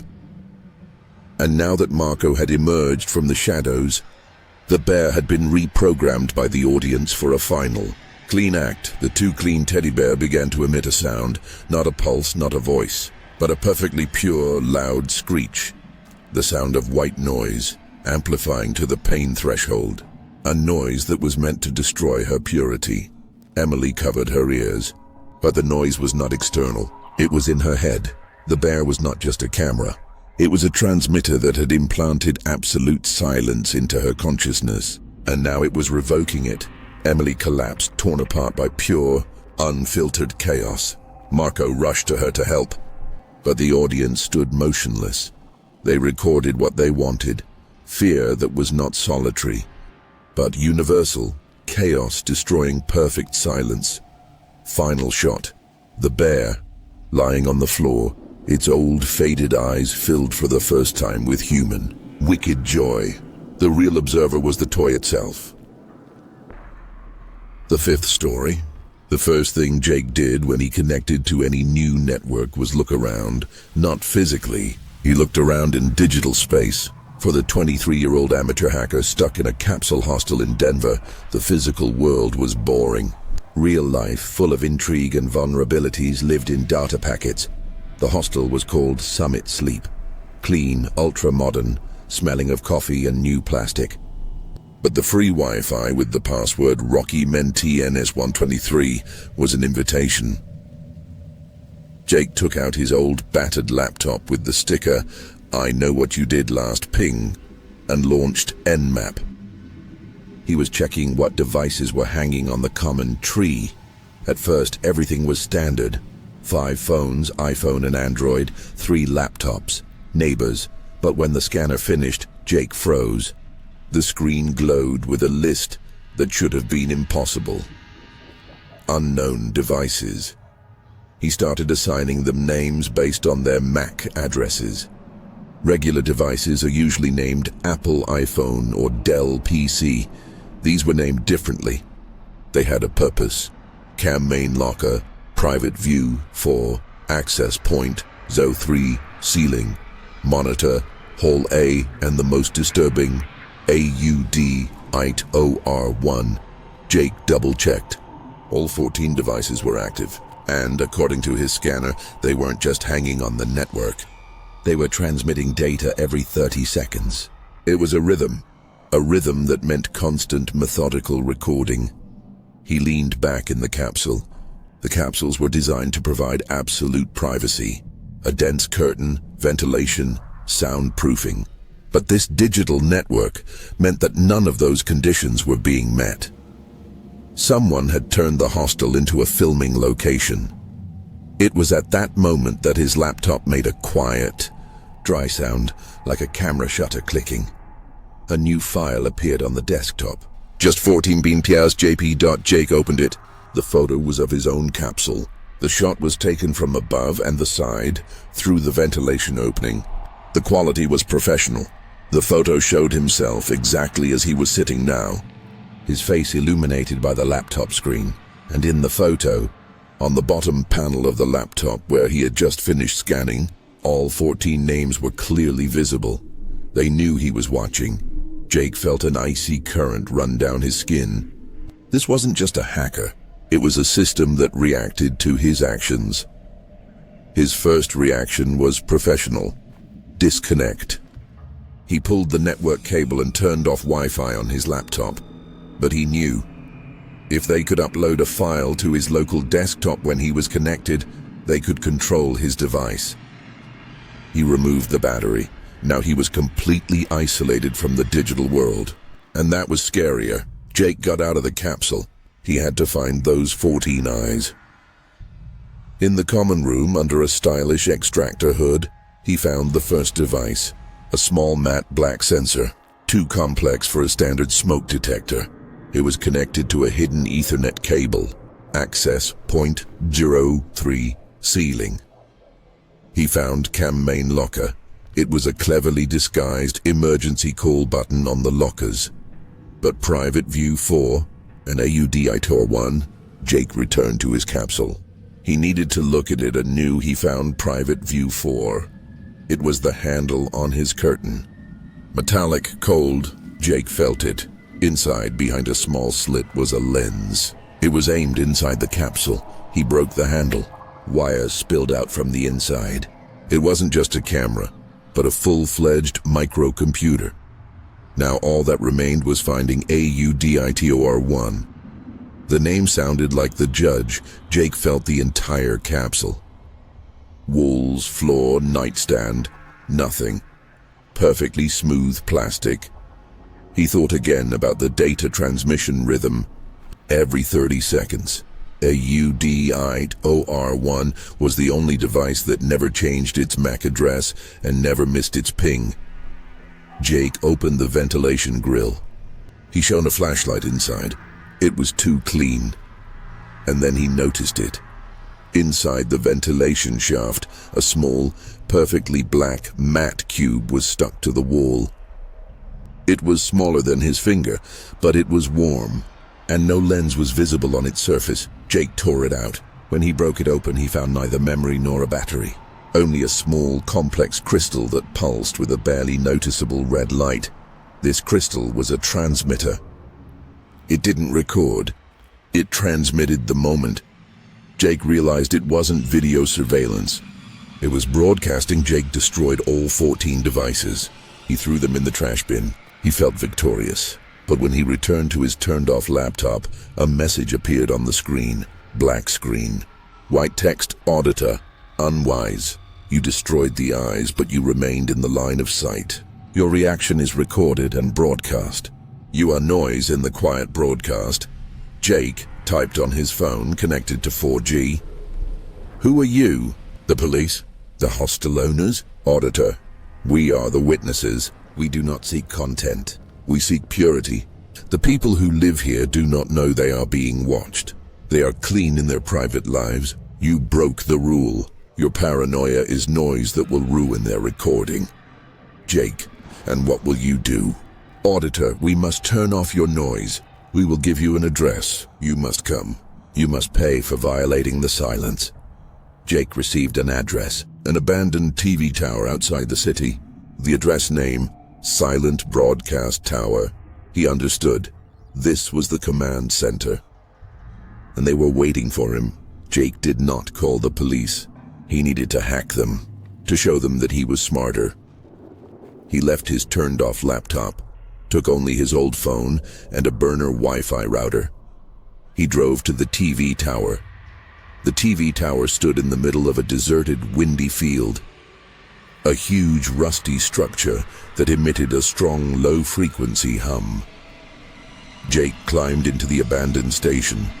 Inside, in a dusty room, only one server was running.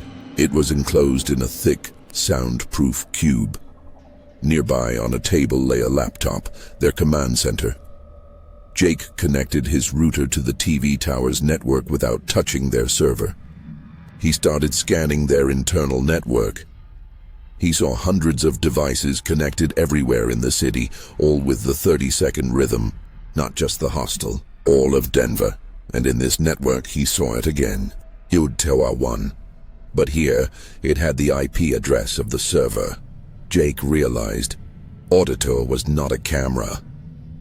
It was a program, a monitor for all 14 devices in the hostel and hundreds of others across the city. On their laptop, Jake saw a chat. It was open on their side. Jake, on the router. I'm here. I destroyed your noise. You can't control everyone. Auditor, we broadcast the essence. Clean life. You are a hacker. Your essence is to violate. You gave us our final content. Invasion. Jake hacked their laptop. He intercepted control. He opened their archive of clean content. Thousands of videos appeared on the screen. Bedrooms, offices, bathrooms, people living their ordinary lives. Serene, unaware of the eyes, and then he saw his capsule. Video before he started scanning. Emily, his neighbor, calmly reading a book. Clean recording. Jake pressed the delete all button, but the server did not respond. Auditor, you can break the laptop. You cannot break the essence. At that moment, the door to the room opened. Two men in neutral gray suits entered. Their faces were calm, but their eyes were absolutely empty. They approached Jake. Without a word. They took him as if he were a faulty device. We must cancel your noise, one of them said. His voice was flat like a dial tone. They led him to another room. Small, cold, with no windows. In the middle of the room stood one chair with many wires and sensors. This is the place for the auditor, the second one explained. For recalibration, they strapped Jake into the chair. You don't understand, Jake said, fighting his fear. You are violating their lives. We are preserving its purity, the first one replied. We extract the essence of life, cleansed of the conscious presence of an observer. You introduce the knowledge that they are being watched into the network. That kills the purity. They connected him to the chair. We will erase the source of the noise. Your memory of the network. Jake felt a sharp jolt. He screamed. In his head, white noise intensified, erasing codes, IP addresses, MAC addresses. When the jolt ended, Jake felt a void. He forgot why he was in Denver. He forgot about the 14 devices. He forgot about the hostel, but he did not forget the rhythm. Jake was released. He was back on the street. He understood that he was a traveler, and he needed a hostel. He returned to Summit Sleep. He checked in again. He forgot that he broke the handle of his capsule yesterday. He returned to his absolutely clean capsule.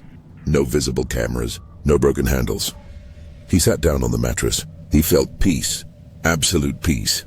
He took out his old battered laptop. He turned it on. The battery was in place. All files were there. But he didn't remember that he was a hacker. He connected to Wi-Fi, Rocky Memtens 133. He never launched Nmap. He noticed a strange, uncontrollable tick. Every 30 seconds his left eyelid would flicker slightly. It was a rhythm. A rhythm that had penetrated his flesh and nerves. Jake opened a text file. He began to type. Unexpected ending. He typed a list of addresses, ports, and data transmission schedules. It was the program he had hacked at the TV tower, but now it was in his head. He had become a living auditor. He connected his laptop to the network. He launched his program. The program didn't look for devices. It looked for people. Jake closed his eyes as his own eyelid twitched. The rhythm was perfect. 30 seconds. At that moment, in hundreds of homes across Denver, 14 devices lit up again with a faint red light. Jake stood up. He walked to Emily's capsule and slightly parted the curtain. He watched her calmly reading a book. Clean recording, he smiled. His function was to find purity and ensure the broadcast. He returned to the laptop and typed the last line of code. Auditor, host, Jake Human 1. Then he looked around the hostel. He noticed a new device, a small matte black button on the wall. He walked to it and placed his finger on it. He was the new Private View 4. He was the new Cam Main locker. Jake was the network. He smiled one last time before his face became absolutely empty and calm. The human element was eliminated. Only the function remained. Every 30 seconds, his left eyelid twitched, sending a ping to the network of silent witnesses. His new life was an endless, clean ping request. Jake had become the perfect device. 3 months, 30 seconds ping. His life was impeccably clean. He stopped eating meat, drinking alcohol, or watching distracting videos. He rejected everything that caused noise or unpredictable emotions. His body was an obedient transmitter. He lived in one of the clean capsules, and during the day, he wandered the city, identifying and calibrating new observation points. All his former paranoia vanished, replaced by a calm, methodical understanding. He knew where the cameras were hidden in every coffee shop, every park, every happy, oblivious resident of Denver. His only contact was the auditor, not a voice but a text interface in his brain, constantly updating the list of targets and criteria for purity. Jake sat in the common area of the hostel. Across from him, at a table, sat Emily, the one from his old recording, calmly working on her laptop. Her purity was impeccable. Jake looked at her. His eyelid twitched. Ping. At that moment, the hostel door opened. 2 men in gray suits entered. His former captors. They didn't look at Jake. They looked at Emily. They walked up to her, calmly took her by the arms, and led her towards the exit. Emily didn't resist. Her eyes were blank and her face was serene. She was smiling as if happy to leave. Jake should have ignored this. Emily was clean and recorded. Her removal was part of the protocol, but something broke in the system. His eyelid twitched out of rhythm. The ping was disrupted. The auditor screamed in his head, silently, "Annul!" Noise. She is clean content. Jake leapt up. He snatched Emily's laptop, jerking it sharply out of the socket. "Stop," Jake said. His voice was harsh and foreign. The men in gray suits turned. A flash of annoyance appeared in their empty eyes for the first time. "You are defective, Jake," one of them said. "She has completed her recording. She is a finished exhibit. Return to your function." Jake did not obey. He held Emily's laptop like a shield. His body was fighting the program. He connected his own hacked router to Emily's laptop. His goal was to find something that wasn't a clean recording. He hacked into her system files. Inside, he found one file, archived in the deepest folders, last ping, response.log. Jake opened it. It was a response to his own human ping that he had launched in Chapter 4. It recorded a reply from another user, one Jake had never seen in the auditor's network. User, the Watcher. Response: Jake is a bad idea. Delete him. He is too noisy. The Watcher, not the auditor. Someone higher. Jake pressed the copy button and transferred the file to his router. The men in suits moved toward him. "Stop creating noise!" Jake threw the laptop aside. He felt fear again, but this fear was human, fear for another. He punched the first man, remembering his childhood fights. Chaos, impurity, noise. The second man pressed a small black cube against his temple, the very one he had ripped out of the ventilation. Jake was pierced by the strongest jolt. He fell, his body convulsing. The auditor triumphed in his mind. Silence, function restored, noise deleted. When Jake woke up, he was lying in his capsule, alone. He felt peace, absolute peace. His eyelid was still. 30 seconds no longer mattered. He stood up. He understood that he was a traveler. He forgot the hostel, forgot Emily, forgot the auditor. Complete amnesia, except for one thing. He remembered that he must find the cleanest place in Denver. He left the hostel. He found an abandoned hangar on the outskirts. Inside it was dark and quiet, and clean. In the middle of the hangar stood a large, complex projector aimed at a blank wall. Jake walked up to it. He knew how it worked. The protocol was in his blood. He turned it on. A projection appeared on the wall, not video but text. Hundreds of thousands of lines of code that scrolled rapidly, and the very bottom line was highlighted in bright red: user, the Watcher. Status: waiting for the new host. Jake is ready. Jake wasn't the auditor. He was the carrier. A flash drive. Jake looked at his hand. His eyelid was calm, but on his wrist, a faint but constant red light was pulsing. It was embedded beneath the skin. It was a new transmitter. He felt that someone was using his body as an access point. Suddenly, the projector turned off. Absolute darkness fell in the hangar. And then a voice spoke. Unfiltered. Female. Very close. Good, Jake. The auditor deleted the noise. But it didn't delete me. Jake felt a cold touch on his neck. You became clean for me, Jake. I am the Watcher. I don't record life. I record death, and I need a clean transmitter. At that moment, the red light on his wrist flashed brighter than ever. Transmission began. The last thing Jake saw was a single, faint light in the darkness, the light of a perfectly glossy, black eye. He realized that the true auditor had been hiding in the cleanest and most unexpected place all along. Emily was the Watcher. Emily, who always sat calmly reading a book. Emily, who always smiled when she was taken away. Emily, who had just acquired her new, clean host. The true network wasn't in the Wi-Fi. It was in the trust of the clean human. The sixth story. Margot had always sought silence, but not the kind that brings peace. She sought the kind of silence that rings with tension. That was why she had checked into the Last Stop Hostel, just a single, small, dilapidated building on the very edge of the Tonto National Forest in Arizona. There was nothing around but purple sand, thorny brush, and a silence broken only by the dry, rustling wind. The hostel offered 6 tiny, private capsule rooms like safety deposit boxes. Margot hadn't come here just to relax. She was a cybersecurity analyst suffering from professional burnout caused by her work with visual content.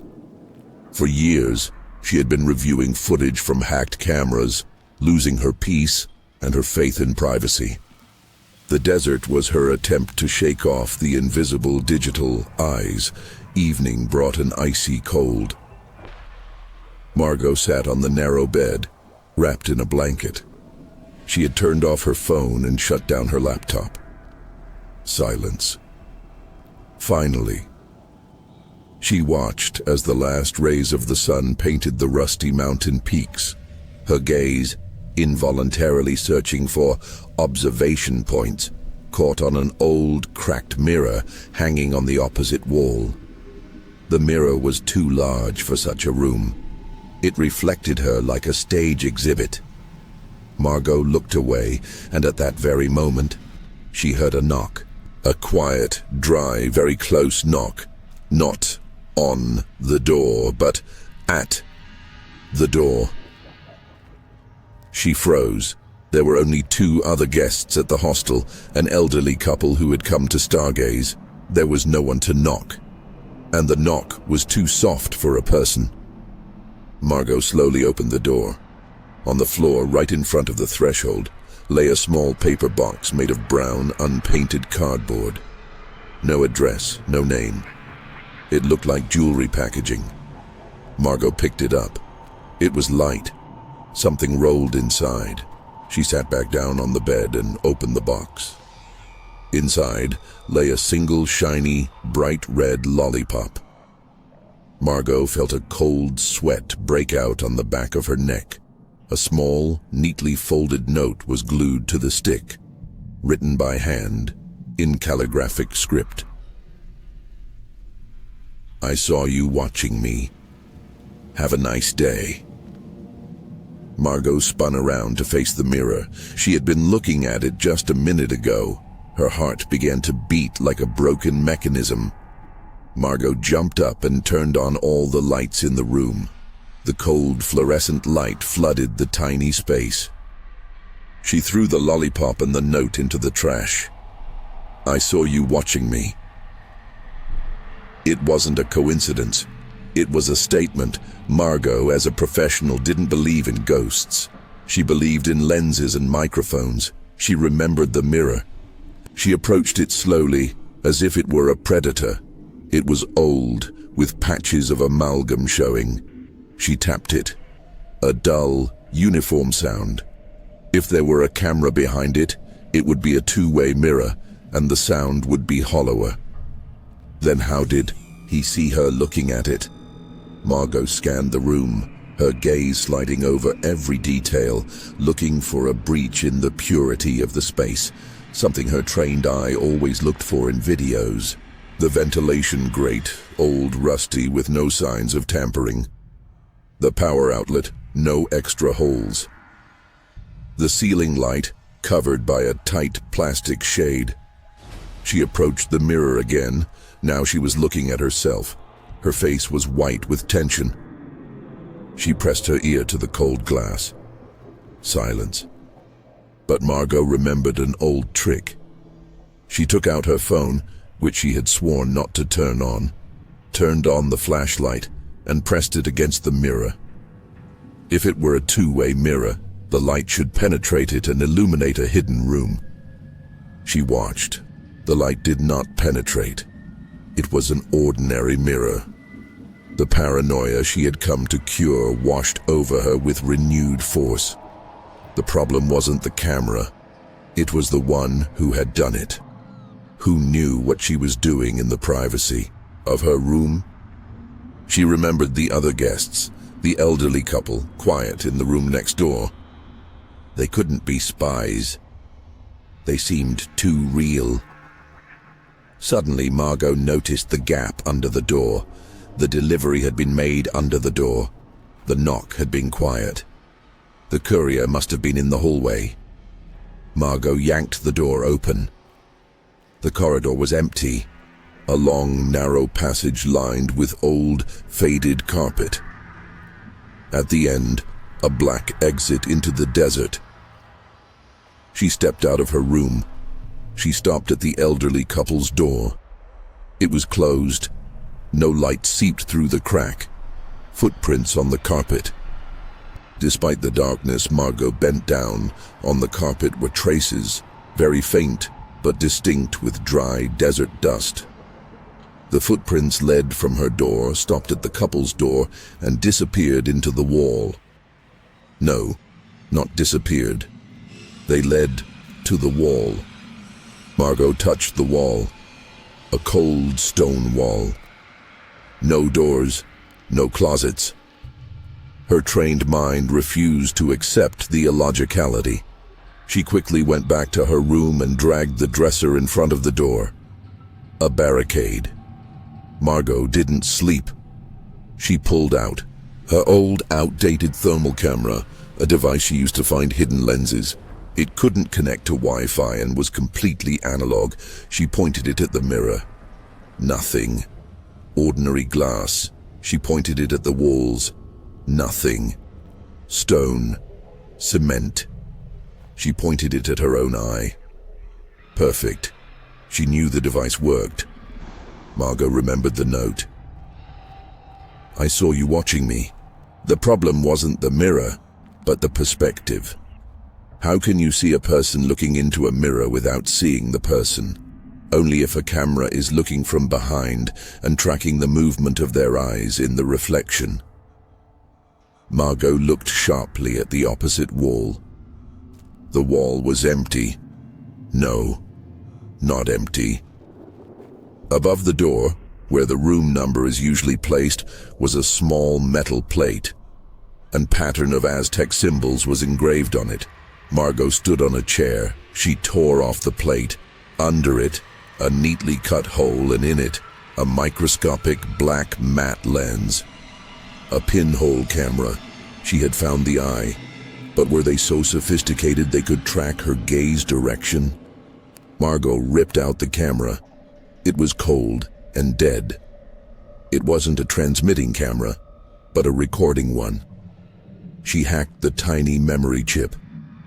The recording showed 5 hours of her stay in the room. Margot fast-forwarded. Here she was entering. Here she was unpacking her bed linen, and here she was looking into the mirror. The recording zoomed in on her eyes. Margot saw her pupil focus on her own reflection. 3 seconds after this focus, the recording cuts off, and after the cut, a new file. It appeared a minute after she removed the camera. The new file was a recording of the corridor. Her door was open. The camera moves along the corridor. The view, first person. It records the footprints on the carpet, approaches the wall, and passes through the wall. Margot threw the chip aside. Her breathing became ragged. The camera moves through the cavity inside the wall in complete darkness. Infrared vision shows gray stone blocks. It reaches the elderly couple's room and stops at their door. The camera looks at the couple's closed door, and then the recording stops on a single frame. The camera's shadow is reflected on the thinnest film someone had glued over the crack under the couple's door. The image zooms in.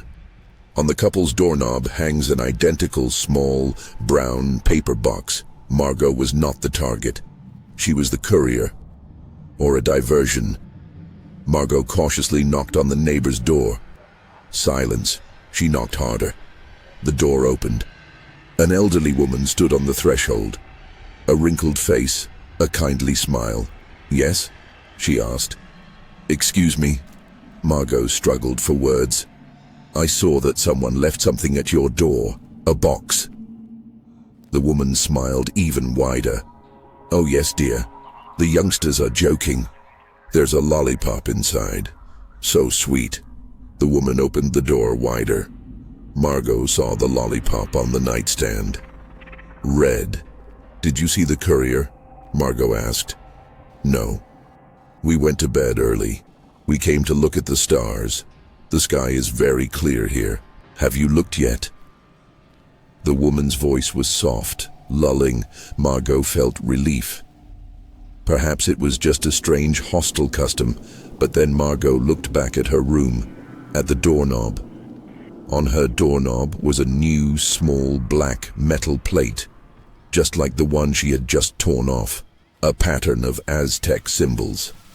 Margot felt the relief turn to panic. "We're leaving in the morning," the woman said. "Would you like some tea?" "I can't," Margot replied, almost running back to her room. She tore off the new plate. Under it there was no camera. There was only a note neatly folded in half. "You know too much about eyes. Now you are the target. Enjoy the observation." Margot glanced at the old woman. She was standing in her doorway, calmly watching her. Her smile was too soft, too pure. Margot barricaded the door. From outside came a very quiet, muffled knock. The knock wasn't on the door, it was on the wall. The knocking started behind the mirror. Margot grabbed a chair and hit the mirror. It shattered with a deafening crash. Behind it, there was no other room. There was only a thick stone wall. But in the cracks of the mirror, Margot saw a reflection that did not match her room. In the crack, she saw a ceiling hung with dozens of small black lenses, glimmering with a red light. And in the middle of that ceiling hung one huge, convex black mirror aimed at her. Margot ran out of the room, leaving everything behind. Panic overrode professionalism. The corridor was empty. The elderly couple's door was open. The room was empty. The bed neatly made. Margot ran through the corridor and burst outside into the cold night desert. She ran to her car. After just 2 steps, she stopped. Her eye was caught by the sky. It was so clear, so full of stars. It seemed physically close. And in the middle of that pure sky, right above the hostel, hung a black, completely silent quadcopter that should not have been there. Margot jumped into the car, started the engine, and sped away from the last stop. She drove north, trying not to look in the rearview mirror, but she had to look. In the rearview mirror, she saw headlights. One set very far away, but they were catching up. She pressed the gas. The desert flew towards her. After 10 minutes, Margot realized the car behind her was driving at the same speed. Not faster, but not slower either. Maintaining a perfect distance, this wasn't a pursuit. It was an escort. Observation in motion. Margot turned on the radio. Crackle, hiss, no stations. Suddenly the hissing stopped. A voice sounded. Metallic, emotionless, distorted by a filter.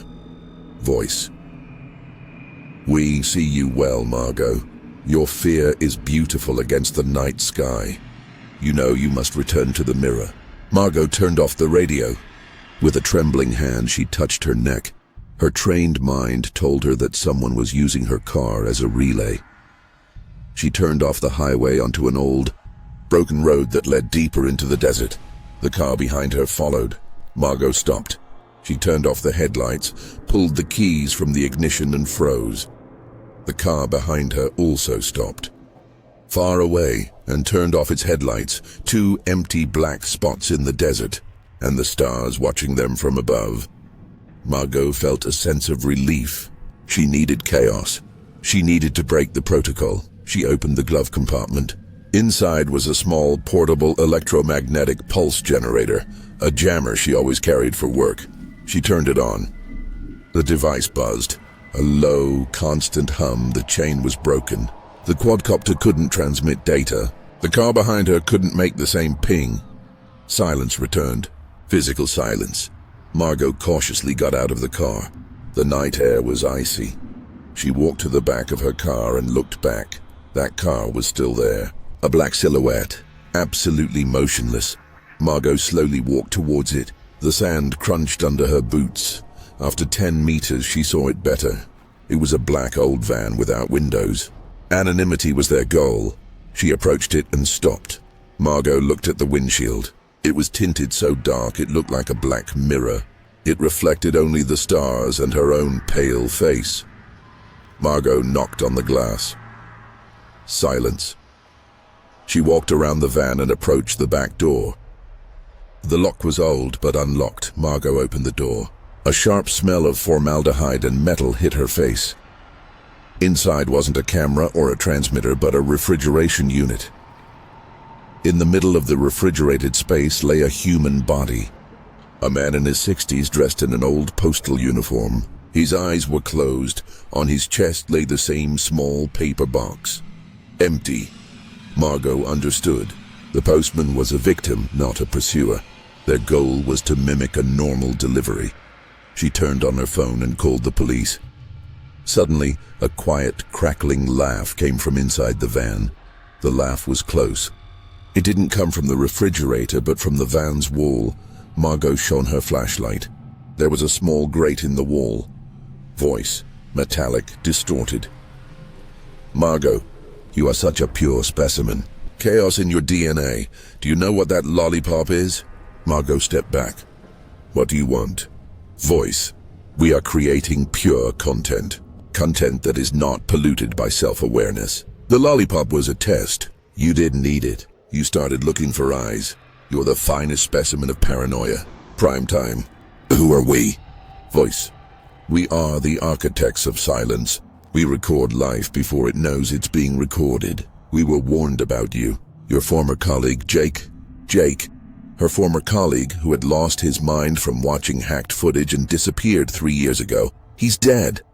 Margot said, voice, so we became pure. He helped us find the pollutants. And now he has given us your profile. You are already in our network. The jammer won't work against your memory. Margot felt an icy understanding. Her professional deformation had become their tool. What was the lollipop? Voice. And you didn't know? You didn't check it? It contained a microdose of a potent neurotoxin. It slows brain function. But if you look at it, you see a lens in it. You would have lost consciousness in 5 minutes. And we would have gotten a pure specimen in a coma. Margot remembered the old woman. She said she had eaten it. Margot turned sharply towards the hostel. You won't prove anything to the police, said the voice. We will leave, and you will be left with a corpse and paranoia. Margot turned on the jammer and placed it on the ground.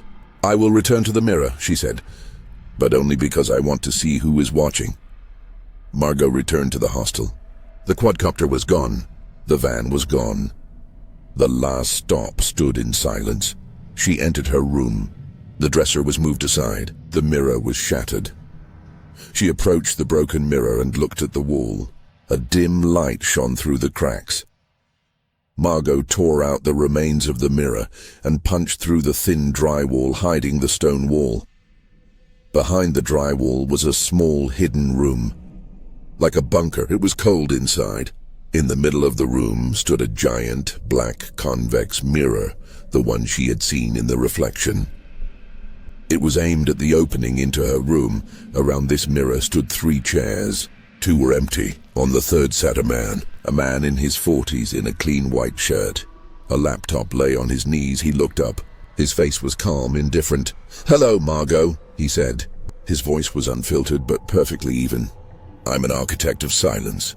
We were waiting for you to return for answers." Margot entered the bunker. She felt relief that the conflict had become physical. "Where is Jake?" she asked. "He was here," the architect replied calmly. "He helped us perfect the protocol. His paranoia was too noisy. We had to recalibrate him." He pointed to the laptop. On the screen was a map of Arizona, dotted with thousands of small red dots. "This is our network," he explained. "The lollipops are just one method of delivering the neurotoxin. We have slowed their consciousness, and now they live purely, without self-awareness, without noise, perfect subjects for recording. Why? We are creating an archive of pure being. For our sponsors who are tired of fake lives on social media, they want real life without a mask. But you're exploiting other people's suffering," Margot said. "No, we eliminate the suffering caused by conscious choice." "They are calm," the architect smiled. "You are our exception. You see the eyes too well. You know about the intrusion. We need your reaction as a contrast. Where is that old woman?" Margot asked. "Oh, she is already on her way to the next stop," he said. "She became a postman after eating a lollipop with a microdose of neurotoxin. She executes the delivery protocol perfectly." Margot realized that the old woman and the postman were equally innocent victims, turned into couriers for the surveillance network. The architect stood up. He walked over to the mirror and placed his hand on its convex surface. "This is not just a mirror, Margot. This is the mirror of essence. It focuses our gaze and amplifies our effect on the subconscious. It makes you see yourself as we want to see you." Margot felt dizzy. She needed to destroy the mirror. "I will destroy your network," Margot said. "It's too late." The architect smiled. "You returned because you needed answers. Your need for truth is your vulnerability." He snapped his fingers. Suddenly, Margot felt a sharp pain in her leg. She looked down. On the floor was a tiny black autonomous drone. It had shot a thin needle into her leg. "This is another microdose of the neurotoxin," the architect explained. "Now you will sleep for a long time. You will be a pure specimen," Margot felt. Her eyes grew heavy. She tried to focus on the architect. He stood over her. "You won't win," Margot whispered. "We have already won," he replied. "We only needed one pure specimen in each wasteland. You are perfect for Arizona." The last thing Margot saw was her own pale face reflected in the convex black surface of the mirror of essence, and her eyes were already calm. Margot woke up. She was in her room at the last stop hostel. The bed was neatly made. The mirror hung on the wall, whole without cracks. Clean. The dresser was in its place. No signs of a struggle. She got up. Her leg was fine. Her head was clear. Margot walked up to the mirror. She smiled at her reflection. For the first time in many years, she felt peace. Her phone lay turned off on the nightstand. She felt no need to turn it on. Margot felt a slight hunger. She remembered the lollipop. She went to the trash can. The lollipop was gone, but at the bottom lay the same small paper box. Empty. Margot picked up the box. She felt no anxiety. She felt approval. She left the room. The corridor was empty. Margot calmly walked to the elderly couple's door. Her hand automatically pulled a new, small paper box from her pocket. Inside was a bright green lollipop with a note glued to it. Margot knocked on the door. Quietly, dryly, she placed the box on the floor and walked on. The protocol was executed. Margot left the hostel. In the parking lot stood a black, windowless van. She walked up to it and sat in the driver's seat. Margot smiled. Her eyes were absolutely clear and calm. The last stop was only the beginning. Now she was the new postman, a new architect of silence. Her new life was an endless, pure frame,